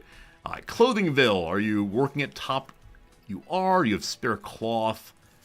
So they all have spare cloth, none of them are overloaded on clothing. What that means is we can add probably another one, but. Love the evolution of City Hall over time, I agree. I was making a bridge here, what a waste. Maybe someday. There was some other game we played fairly recently that had a city hall that evolved over time also. The game started with a little windmill on top of City Hall, and then eventually made windmills somewhere else, and City Hall didn't have a windmill anymore. There have been too many city builders recently. What was that? It wouldn't have been Manor Lords, because Manor Lords isn't electricity. Anyone recall upgrading City Hall, little windmill, etc.? Figure out how to build near the depot. Let's go on this side. So I'm actually need to move you. Is that true? Yeah. No. Yeah. We can get rid of you. It's the X key. Wait, not X key. Move is the V key. Hello? Please move. Please move. Do you have to be unpaused to move? Let's find out. Huh. Cycle models. I was looking earlier for how to get the particular version of a building I wanted. This one has only one kind, but there is a cycle models button I just could not find before. Thank goodness that exists. Very good. Your main is still $1 per hour. That's an old school way of thinking, my friend. You might be right, but I think that came from what Total Biscuit back in the day. You know, a reviewer that a lot of people really appreciated, really thought was wonderful. I've actually watched basically nothing of his videos so far, though I think it is the case that his particular brand of sarcasm would not fit super well with me. But I might be wrong about that. Who knows? Okay, why are you not moving? I have the move thing up. I'm clicking on the... There we go. May have to click on a particular part of the building, or... Gosh, I'm not sure what exactly. But... Yeah, I know Total Biscuit died of, cancer fairly early. And so a lot of people felt the loss as a celebrity, as a reviewer they trusted. But yeah, the dollar per hour thing is a nice little slogan. But there's some games... I don't know. I played them through one time. Like, I don't know. I can imagine a story game in which you play it for 30 hours, but it costs $70. It's a beautiful and moving story, and that's really, really nice, in my view. Now, with it said, of course, there are some people who will say games should be replayable. And again, I get it if you're someone who doesn't have a ton of cash. I get why someone would want to be able to say, I can play the same game over and over again forever. And so, like, the Paradox game where you end up getting, I don't know, like, 8,000 hours for $40. Like, it makes sense. But at the same time, it strikes me that not every game should be judged by the same metric. And I believe Total Biscuit made that claim back in, I don't know when, forever ago. And so we should probably find a new metric that's updated with the times, so to speak. This substation is unneeded now, I believe. I should have moved it instead of destroying it. This substation was needed, in fact. So can I move the one here to a middle location where it shares more effectively? What do I have to click? There we go. I think there to help everyone.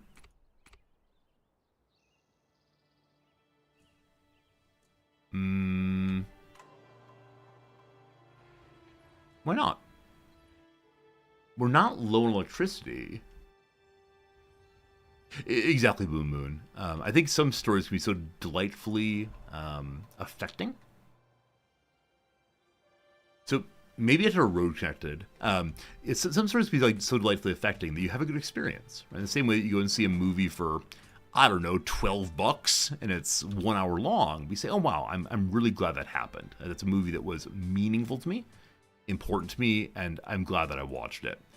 In the same way one can pay a lot for a game and get very little out of it.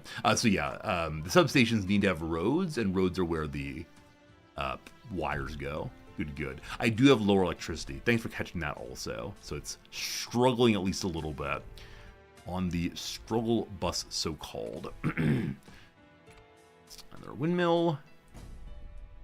Okay, 2 of them. We good on money? Hey, we got 5,000 extra now. Fantastic. They're games that wouldn't be worth a penny per hour? Well, that reminds me, we didn't do something today. When people mention games of questionable quality, I find myself wanting to say hello to Nana-chan. Konnichiwa, Nana-chan. Give me a game to consider. What games we play on stream tomorrow? If I could be any game player in the world, what would Nana-chan give me? Nana-chan says that we should be playing a game called Silver World. Silver World is the game we should be playing. In a world of trackless jungles, colossal beasts, and cruel pre-human civilizations, you must survive. The past if you want to save the future. Face the savage inhabitants of Silverwood, Silver World, and build your own civilization, or plunder the past and return home unimaginably rich. Are you a text game? Though it will take a long time to build proper roads, you see a few ways to start. You could lead the villagers into the woods to help clear the underbrush if you're willing to risk the snakes. Alternatively, you could head out on your own, trusting to brawn, nature lore, and good Byzantine steel to cut swath that others can follow. Alternatively, you could head out on your own, trusting to brawn, nature lore, and good Byzantine steel to cut. It's be trusting yourself, I believe, or trusting your brawn. I'm not sure. It's a choose-your-own text-based game. Wow. Is this the game we should play, team? Is this the game we should play? You can buy all the games at Kyle Marquis for $75 dues. A 500,000-word interactive time travel fantasy novel. My goodness. Can you rebuild Dr. Sabatine's time machine? You can play male, female, non-binary, straight, gay, bi, or ace. Fascinating. Fascinating. So does this guy have a bunch of games that are roughly the same thing? Hunter, The Reckoning. Yeah.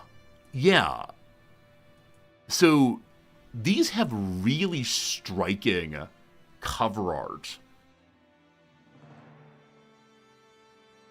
And I believe they're all text games. Huh.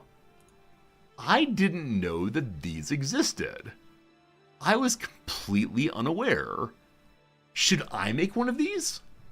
Should I write a choose your own adventure how to become a streamer? You go live in the just chatting directory. You begin talking about pedicures. Suddenly a group of feet fetishists find you. Oh no, they've doxed you. Welp, better luck next time. Oh goodness. Alright team, I apologize for that. What am I doing? Why am I doing it? Right, we brought in more wood, more cotton, more everything. Also behold our monuments. Okay.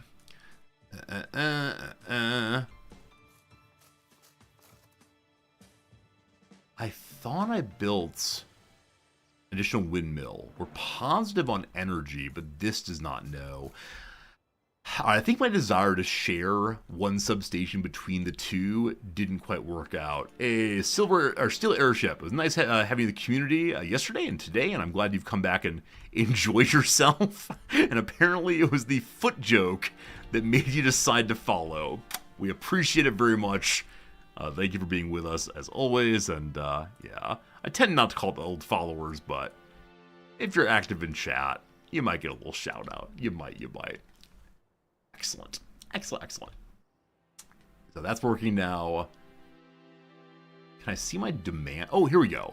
We rebuilt this building. It becomes a magic sudden cotton field. So you can build... Huh. We're gonna turn it off right now. But as we need more cotton, we have a free building. Now, if I destroy you, do I get resources back? I do. So I don't want a cotton field. I can get some items back more quickly. That said, I believe I had to put 10 wood into this. So you'd be getting back 100 money and 15 plywood. Not the great return investment. That said, what the game truly wants is for me to bring in a new class of people. So where do the best live, or the second best at least? Big nice open swath here. I'm gonna need a manufacturing area eventually. So we give the people downtown parking and downtown homes. We're gonna do that. We're gonna have a nice little park probably once I unlock such a thing. And for right now, little dirt road right up the middle.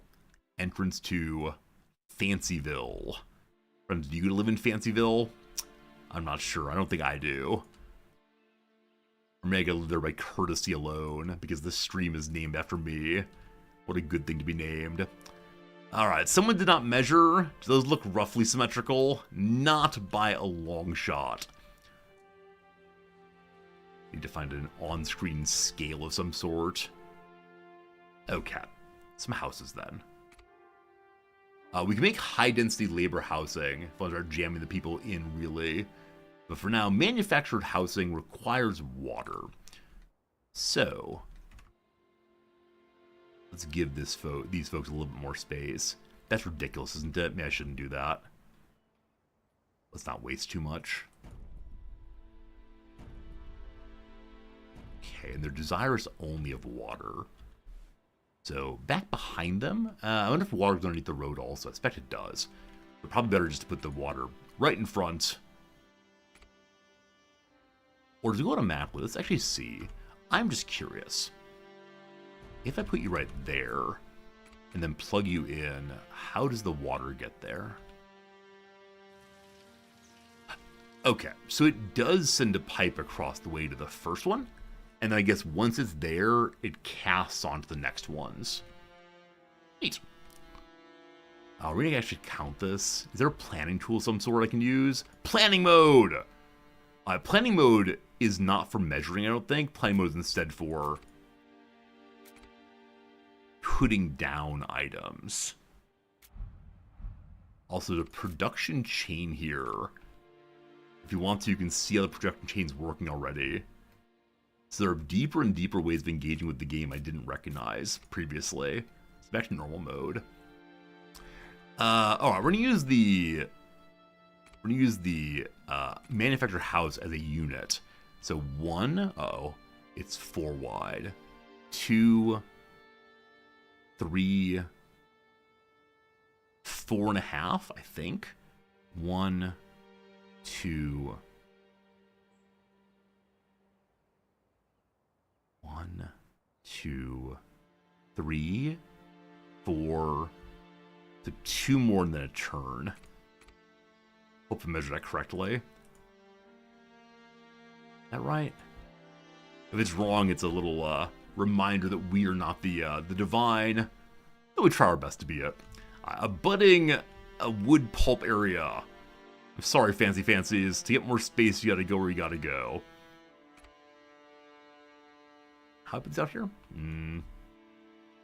Oh, they're too far beyond the water area, so we'll instead put it back here, I guess. 3 more. 1, 2, 3. Plugged in now. Yeah, you can make a high-rise living for the second class if you want to. I feel like all my work I did before makes it look nice is suddenly collapsed into, once again, let's have a rectangle with people jammed on in. The road is 1 tile too long on the right. We think so? If I drag it in, we can make it look much nicer. Okay. For you, viewers, I will do this correctly. Let's copy. Well, we have an extra one now. I go there. Please move. V, click, click, click, click, click, click. Once again, V is copy. Click, there we go. Click, there we go. Okay. So if 1 too long, pull this back, and make another line, see. I think every game would be better with a ruler built in, or at least every city builder game would. Are you in the correct place now? Do you get water now?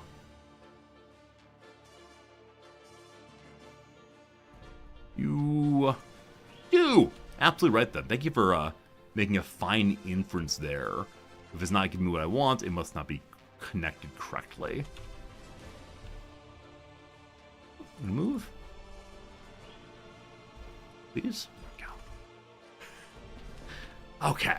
We now have 0 technicians moving in. Sorry, we have 34 manufacturers now. So manufacturers fill the various factory jobs and will likely be the city's biggest social group. Requires tier 2 housing, which they now have. I believe, yes, having brought in the new class, their morale is lower than we'd like. So we gotta start giving them the food that they want. What kind of food do you want, buddies? So they need more vegetables, they want fish, they want water, they want bread, they want meat. Rabble, rabble, rabble, I want it all. Give me, give me, give me, me, my, etc. Sorry, this one house is in the wrong spot. Moving back to your correct position, the V key one more time. And hello? There we go. And you can just live on the corner. After the ad break is done, we'll come back and figure out what we need to build for the next class here. Looks like we're slaughtering some animals pretty soon. So I do love that there are flags outside now. People are dancing and talking and carrying on. And we have our first armed guard, who will protect the capital no matter what. Friends, back in 3 minutes. Friends, I hope you're having a good day. Friends, it's lovely being here with you. Thursday puzzle's already done. I should mention also it is now noon o'clock my time. We got 2 hours left, because yes indeed, today is a teaching day. Today we're teaching. Friday classes, I teach at 5 p.m. I'm always the last thing standing between my my students and the weekend. And I feel very, very bad about that every single time. So the spiritual herd in Revelations has got to be weighed in the water, which means that alarm clock is somehow wrong on the vibrator beside the bed. And that makes me kind of sad, unfortunately. So, weighed in the water. Have that done, what can we do? A medium for a 3-centimeter long carved boat held in Taiwan's National Palace Museum.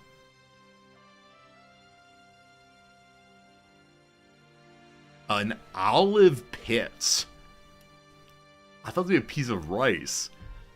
I want to look that up.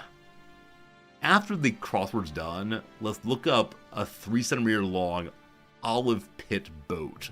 Crazy. A composer of the Slavonic dances is Dvorak. On the Line is at risk. I may have even said it earlier. Jazz and Half-Blood Blues for Two. Apparently they're novels. Plain is evident. Good. Okay. Genuine. The genuine article. Okay, I believe that the peace sign as an emoji briefly is bye, but briefly it's gonna be Cia, CYA, so genuine is actual. Sound fun. Like, you with me? You get me? You and me? I have no idea. Was in the lead, or was in the lead. So, like, stalled could be to halt oneself. A group with major accomplishments. Major accomplishments. The alumni. They've accomplished college. A voice role for Steve Cross in 2010. Lou? Stu? No idea. Vibrators on the bed. So something alarm is absolutely right. In the lead, a starring role. Good. You game? Gru! From the Minions movies. Gru! Very good. Model Rao I have no idea on. What's this one here? Blank point. New point? So point? Not sure. Okay. Phone alarm. Is her name spelled HL? Frido Kahlo? What an embarrassment to remember that, unfortunately. Yeah, not sure. Phone alarm. Okay, yeah. So the end of year thing from Spotify, called Spotify Wrapped. Phone alarm is good. So Kahlo comes back with that spell. Auntie, for example, is one's elder. So Inez is a name of a model. Crack, to decode. Dew point. I'm gonna grab a Mountain Dew. I see Akko, I see what a dew came from. I see what you do there. All right, very good. So that ad break, we have everything done but one corner. According to the program, on auto. All right. We'll pause there.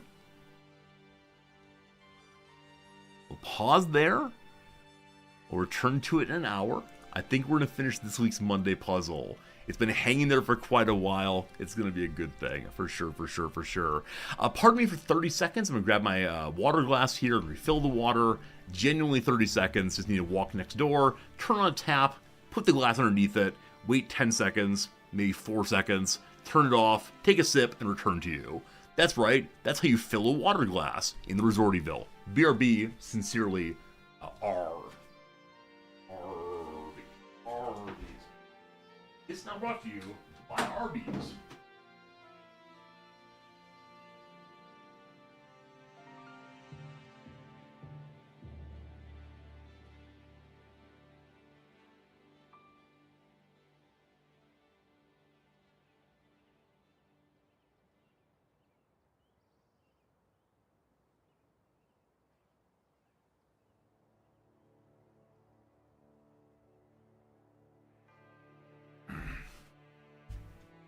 Look at that.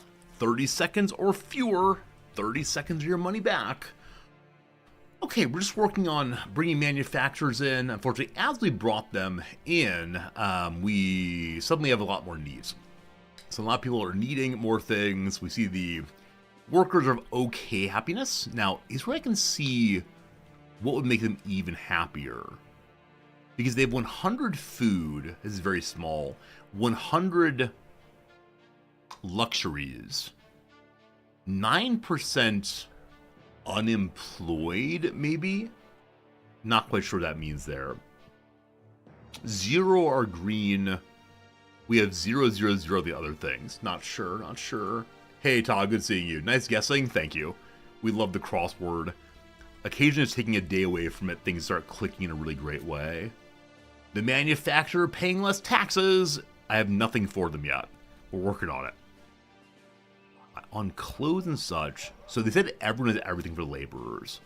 Probably, okay, suddenly, for reasons I do not understand, this building wants to catch on fire.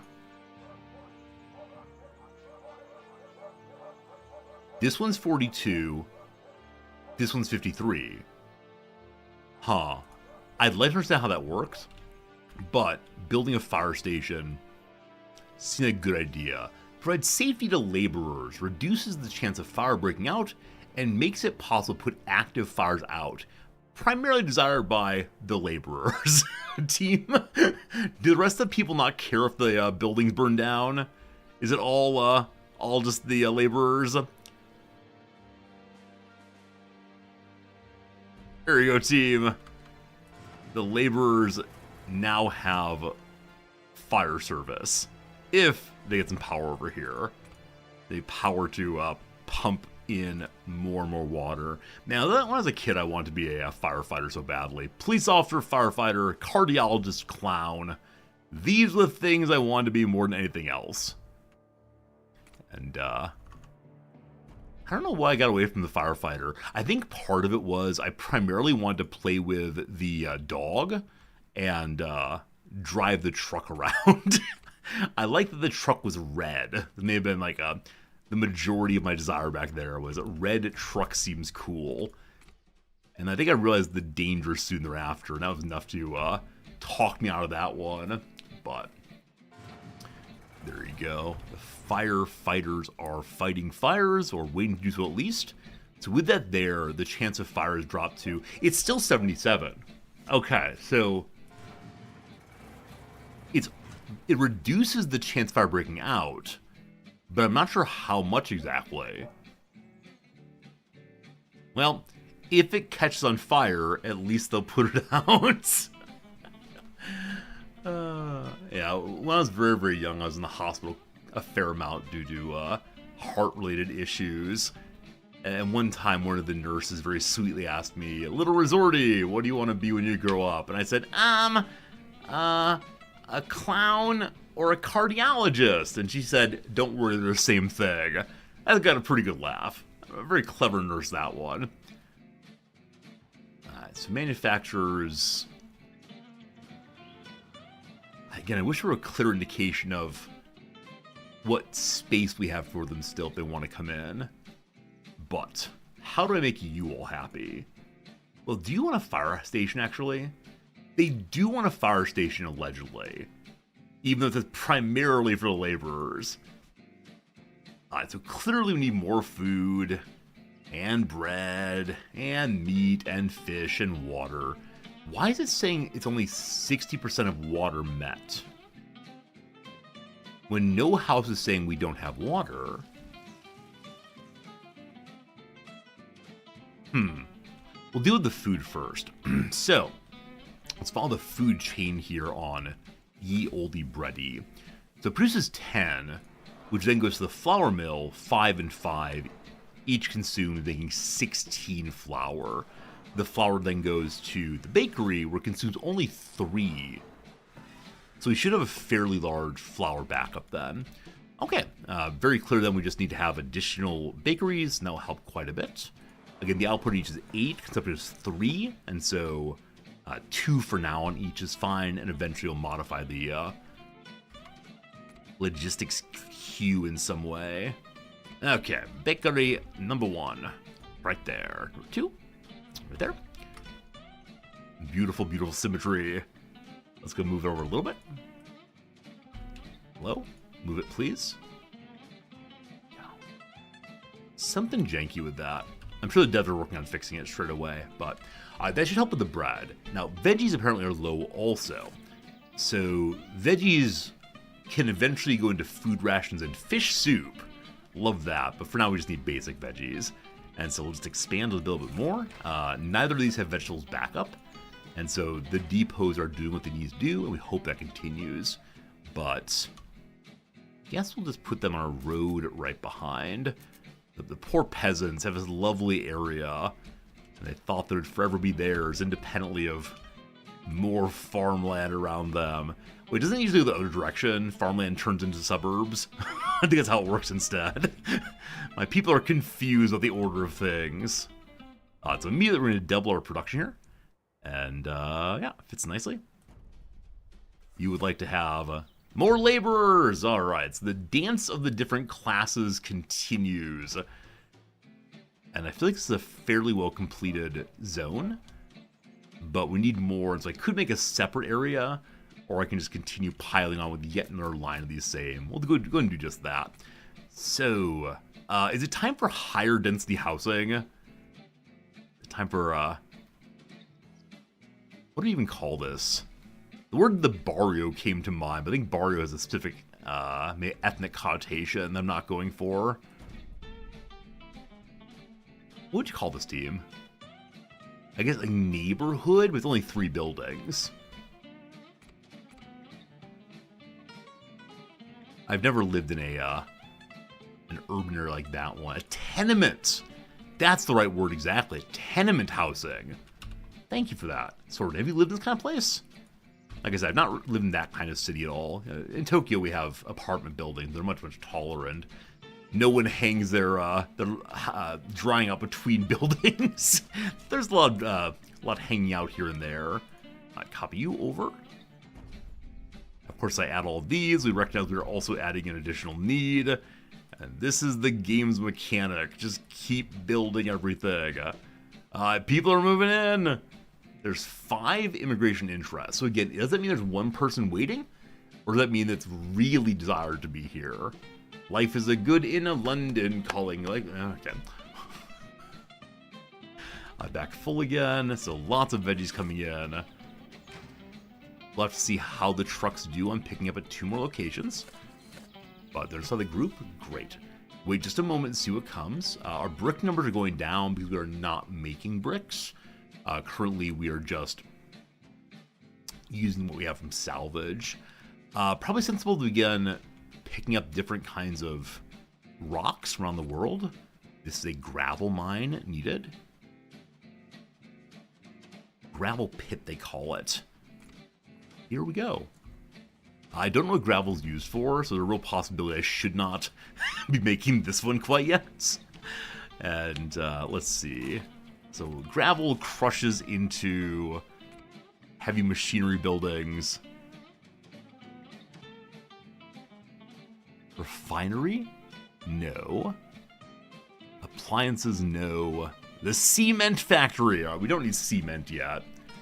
And so I'm going to just pause you for now. The other ones, though, we do need are things like iron, surely. And so let's look around so we can find. This way we have a pile of gravel and a pile of gravel. Out here. Hey, another pile of salvage in an abandoned field. Someone dumped a bunch of nice things, including some zinc and some brass. Out here is iron. Alright, so is that the nearest iron to our base? I think it might well be. We need some fairly long roads for this one. Is that true? Wait, does it have to... I think it has to go to a city center, not only to a depot. Good. The influx of new people means we'll surely find some with our needed skill set. Mitchell is currently busy with meeting the new folk, but we have to talk, Governor. I'm afraid our current food supply is getting rather lackluster, mundane to say the least. Pedantic, or that's not right. What's the word for low level?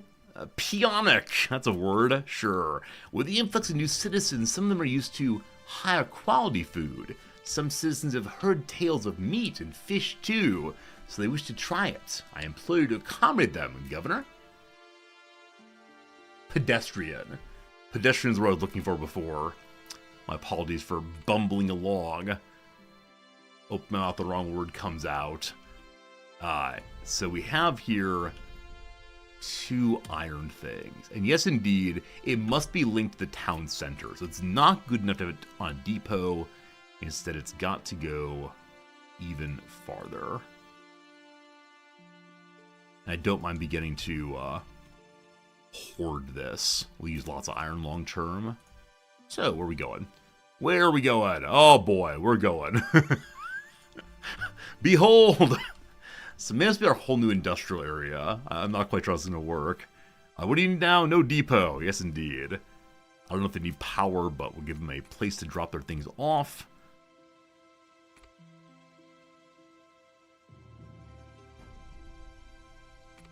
I'm putting this a little far away from there in thought that I'll eventually have consumers for the iron. We'll see how it goes, but iron's now saving up great. Next up is fishing. I've never done fishing before, so we have a ranch and a fishery.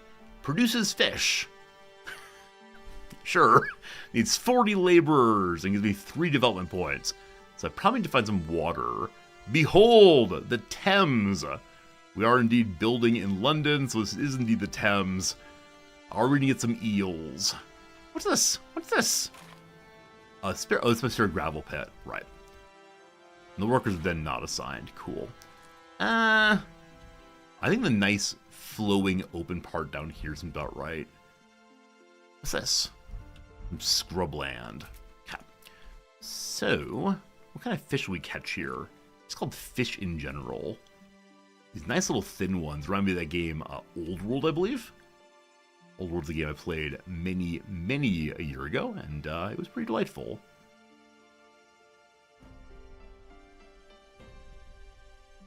Each one, I think, is 60 workers.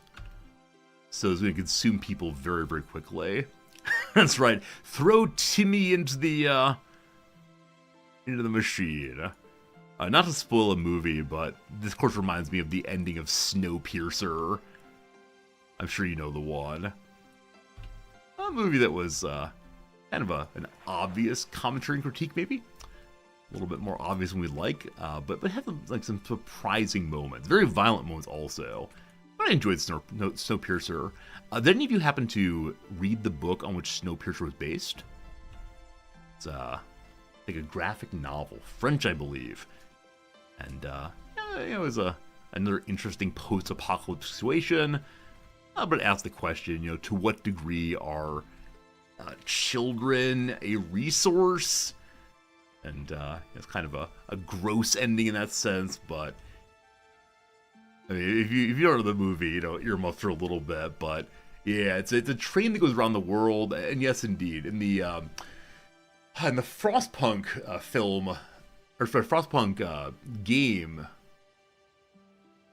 you often have to make these hard choices. What happens to the kids? You often have to decide: do they go work at the factory or to school? And it seems the Snowpiercer people have made that decision largely by dividing a hard class break, right? The children of the upper classes, the front part of the train, has has a fancy education. Those in the back are used for spare parts and so on. And at the end of the movie is this very hopeful thing where the train crashes and two young children, a new Adam and Eve, come out and realize that not everything's frozen, that some animals outside the train are still alive, because they meet an animal outside the train. And this animal is not a dove. This animal is not a sign of peace in our time. Instead, it's a polar bear. And the movie just stops. And I think you're supposed to have a hopeful feeling of, look, maybe the children will live and repopulate the earth. Isn't that beautiful? But instead, there's a polar bear looking at them. And what's the line? If it's black, fight back. If it's brown, lie down. If it's white, say goodnight? I think that's it, possibly. Unfortunately, my farm is on fire. I still do not understand how fire risk works. I wish it would tell me, but my farm is definitely far away from the fire station, wherever it happens to be. So, let's get one of these right here. Let's see. Is the wreck of the train from Snowpiercer in the level of Frostpunk 2? It is, Mark. Yeah, the wreck is... Actually, I think the first Frostpunk at least. How the bears know to do, same rhymes. Gotta work on this. If it's a kid, open the lid. If it's got a gun, you gots to run. If it's wearing Rambo camo, it's gonna go blammo. We gotta work on this. Let's workshop it. I think there's a possibility of a informational PSA campaign to the bears of the world. Good effort. That's good enough. Thank you. I want to put a fire station by the city hall. It seems a totally appropriate decision. And it'll then hopefully put the fire out before it burns down literally everything in the whole city. But that'd be a way to teach me. You thought you were having fun? Nope, no fun here. Only your city burns down now. Downtown water tower seems like a good thing. Across the way. And then you need power also. With 20 spare power, surely this will be enough. Gotta wait for more wood. Oh boy, oh boy. Someone call 911. It's popcorn! No, it's not corn, is it? Ding, wee ding. Oh, it's 14 now. We need one more wood. Oh, I mean, talking about, bear attacks and so on. Oh! The firefighters came despite the fact that there's no power there. I wonder if they came from the one over here instead. Interesting. Or maybe they realized their trucks work without the lights being on. As I was saying, though, we talked about the movie Grizzly Man, the Errol Morris movie. Not Errol Morris. Werner Herzog movie about a young man who falls in love with bears and just wants to teach people that bears aren't horrifying and terrible and causing problems in the world. And he goes and lives with them and loves them and teaches at schools about them. And then, of course, they eat him. I've got an achievement for having a building burned down. So this grain field also caught fire, I believe. Is that true? How do I repair you? Do I repair you? I see a repair indicator. There you go. You have to click on the repair button. It comes back right away. Boop! Welcome back to existence. So your fire risk is now 0. Is there a fire risk panel or overview? Like, if I'm able to see where there's fire risk, that's fine. But I think for right now, I can only click through. And again, it's one of these things where the number climbs. There's not really a chance until it hits 100. Luxuries are low. Trying to fix it. Get some meat. Oh, we have the fish now, and now they want meat. This is give them out a cookie moment. So with them having their fish at least, they're still not paying their taxes. And it's still saying 60, 60, 60, 60, though I know I expanded the veggie line. Huh. Maybe we need even more fishing production? Or possibly it's the case that... Where is it? Possibly it's the case that we just need to wait for it to find more fish. Where's my fishing? Where's my fishing? I know I built 2. Hey, there we go. Alright, so... Yeah. So each one gives only 8 fish. Makes fish soup and sushi. We will have Japanese mode eventually in this post-World War I era. How do we learn about the sushi? It's so confusing. Show me logistics, please. That's not logistics. Show me logistics, please. Okay. So, in Ray, F is for fish. We have 52. We're producing 16. 4 are used. We're getting more. So how has it not appeared yet?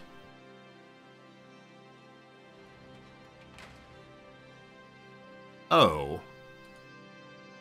I heard these... Okay, the buildings next door to the one that caught on fire were damaged somewhat also. So we nearly had a major fire break out there. it was jumping around quite a bit. So making another fire station. We are right now pulling crazy money, earning 42 on 28 expenses. So I think public services are appropriate. We can also now make an elementary school if we want to, giving 1 development point in basically everything, and probably making the workers even happier. Laborers teaching laborers, surely a labor of love to keep that going. I see we're running out of wood now consistently, so I'm going to turn one of these back on. There's still 1 more to go if we want to. This takes place in the Man in the High Castle timeline. Oh, has it really? I really enjoyed that movie quite a bit. Or, series quite a bit. My wife is ethnically Japanese, though she's an American and has grown up in the U.S. entirely. And so for her, it was a strange show because it really leans into like Japanese mysticism, and it's strange. Now, she of course is not post World War II, or she is post World War II, but not in the years since just right after. And of course, if Japan wins World War II, the emperor is still seen as a god, but she felt it may have been a little bit insensitive to Japanese culture, and that the author of the short story on which it was based, or book on which it was based, probably didn't really understand Japanese culture, only wanted to talk about, like, ooh, spooky Asian wisdom. But with that said, she did enjoy it on the whole, but found the Japanese reputation a little strange. But that's it. It's a good way to spend some time. Man, the High Castle definitely worth checking out. Philip K. Dick, thank you. I got to Bradbury initially. It's Dick all the way. Such a fine writer. Yeah, I mean, I occasionally go back to the sci-fi era he was writing in, and so surprising often, though, strikingly conservative in some ways. The recent, increase in the number of different kinds of people writing sci-fi is so cool. Octavia Butler's an easy example, and N.K. Jemisin, so good also. Jemisin has a really striking article or short story that responds to Ursula K. Le Guin's the Ones Who Walk Away from Omelas. This story about do you stay and suffer with the world that's terrible, that makes you happy, or do you go to something else somewhere? And Jemisin's short story response is called Those Who Stay and Fight. This third option of, instead of ignorance is bliss or I've got to get out of here, why not try to change the situation? And I love it when short stories obviously build on other ones in a way that is productive intellectually as well as creatively. And that's, yeah. It's probably just a comment about the way in which literature works in general. It's never built out of whole cloth. They're always responding to someone else. Surely. What's this game about? After World War I, things get weird, and Europe has been destroyed, and you're trying to build back up in the ruins of what was there previously. Kind of Anno-esque. It's a fun one, though. Lots of plywood again. What on earth am I trying to build? I was thinking about more fisheries, but I'm going to do meaderies instead now. But the fish need is not fully completed. So confused, so confused, so confused. Oh, that was a joke? So, Airship, you're new to the channel. You must understand. Unfortunately, I don't know. For the sake of not offending chatters, I tend to assume that literally anything put in chat is meant sincerely.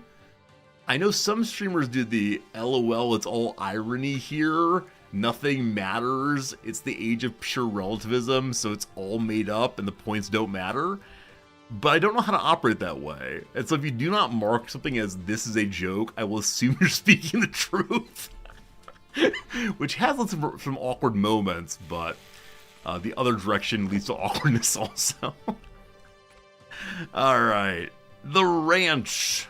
The ranch. Upkeep is just water. I'm surprised that grain does not go into the ranch. So, I was actually a little surprised though to hear this was based on Man of the High Castle, because of course it's like a post-World War II film or show, or this is a, post-World War I game. But I believed you. I believe everyone. I'm an absolute rube. You can say basically anything. I'll say, oh, that must be true. Yeah, of course it's true. No doubt about it. Because why would chatters lie to me? They call it a joke, but no, it's pure deception through and through. What do other roads do? Do they increase speed of trucks? So the different kinds of roads are faster indeed. We could do that. We could do this. You didn't play this game, you weren't a fan of the demo. What has changed over a year ago? I have no idea. I didn't play the game's demo, so you'll have to go do your research yourself, my friend. Not gonna do your homework for you. I need water to take care of the little animals. Little water tower out here. We'll probably have a second ranch on the other side. That's all it needs. Water goes in, meat comes out. Oh, hello, cows. Oh, this one's sleeping or possibly lame. These two are best friends. Do they have hearts on their back? No. On their backs they have cows, I think. Oh, hello, pigs. Hello, sheep. All of you reduced to merely meat. Maybe eventually we can get some ways of harvesting the wool. Let's see. There are upgrades here to have more storage, to have less workforce needed, to have more production, or to cost less to run. So the standard upgrades on each one, it looks like. There's nothing about, learn how to harvest the sheep for wool. That'd be cool.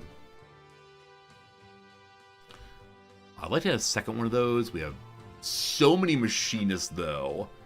The machinists have moved in a big way. Are any of you paying your taxes? Or decide just to complain?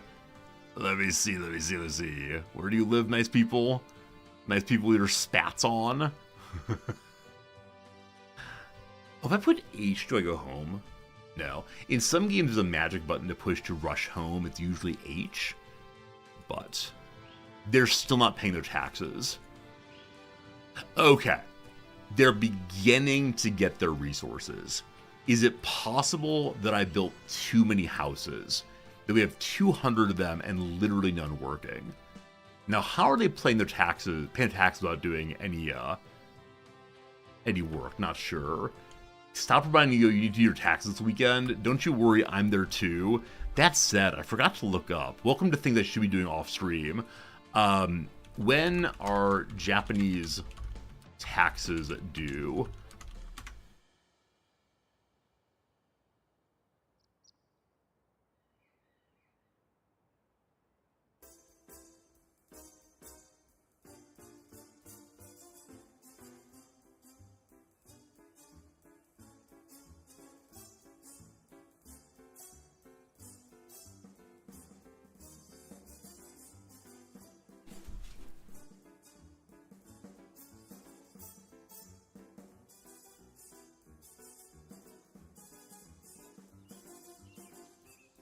I thought they were due on April 15th.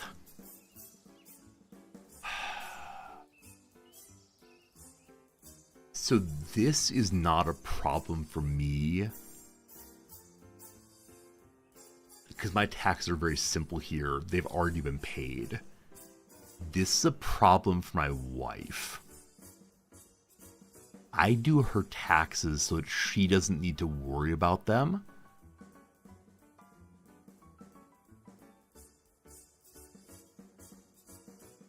On the one hand, a little late on taxes, unfortunate.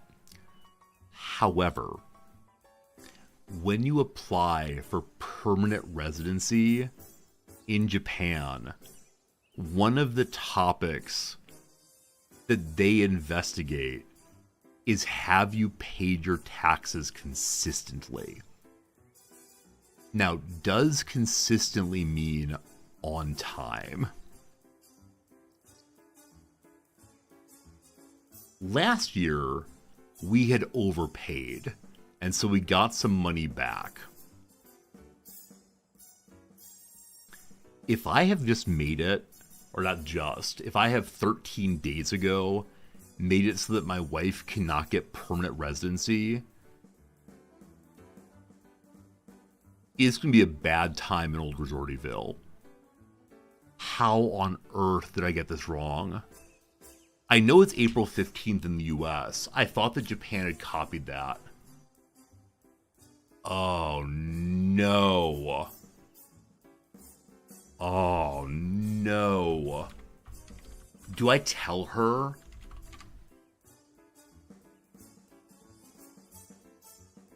Okay, we do pay withholding tax payments. Delinquency tax must be paid for the period of the statutory payment date to act. So, 13 days. Do I have to tell her this?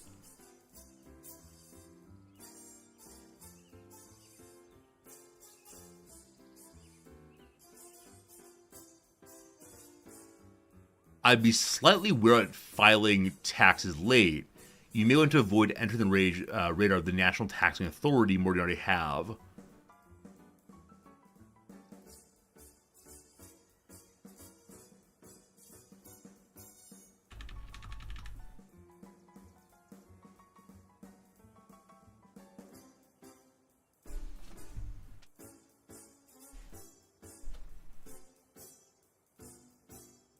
Oh, no.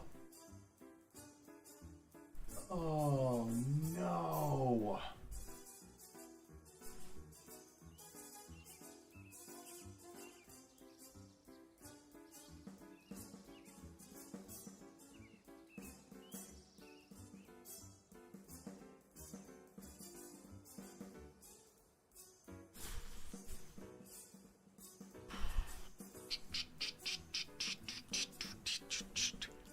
Let's play some video games.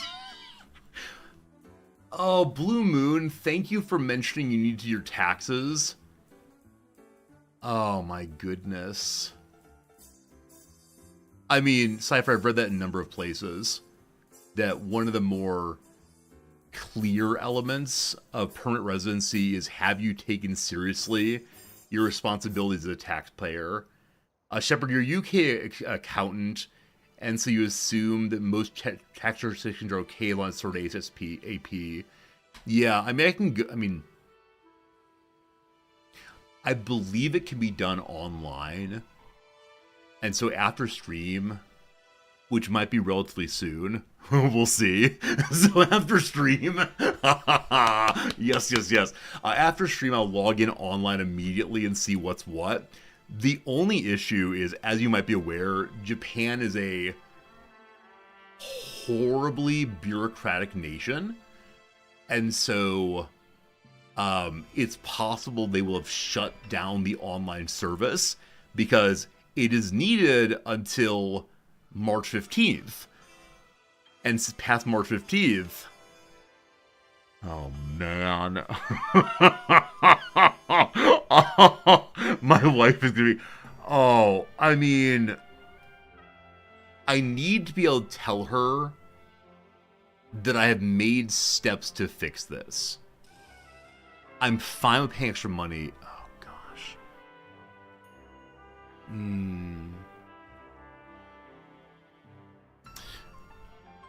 it is so important to me that I do this one thing right. Like, in the house, I have certain responsibilities. There are things that I exclusively do. When we need to have a complicated Japanese conversation, that's my wife's work. She does that. The money side of the house is the thing that I am most responsible for. You know, making sure that we say, oh gosh. Oh, I love her so much. I don't think she's going to divorce me. She will definitely make fun of me for this for a very, very long time.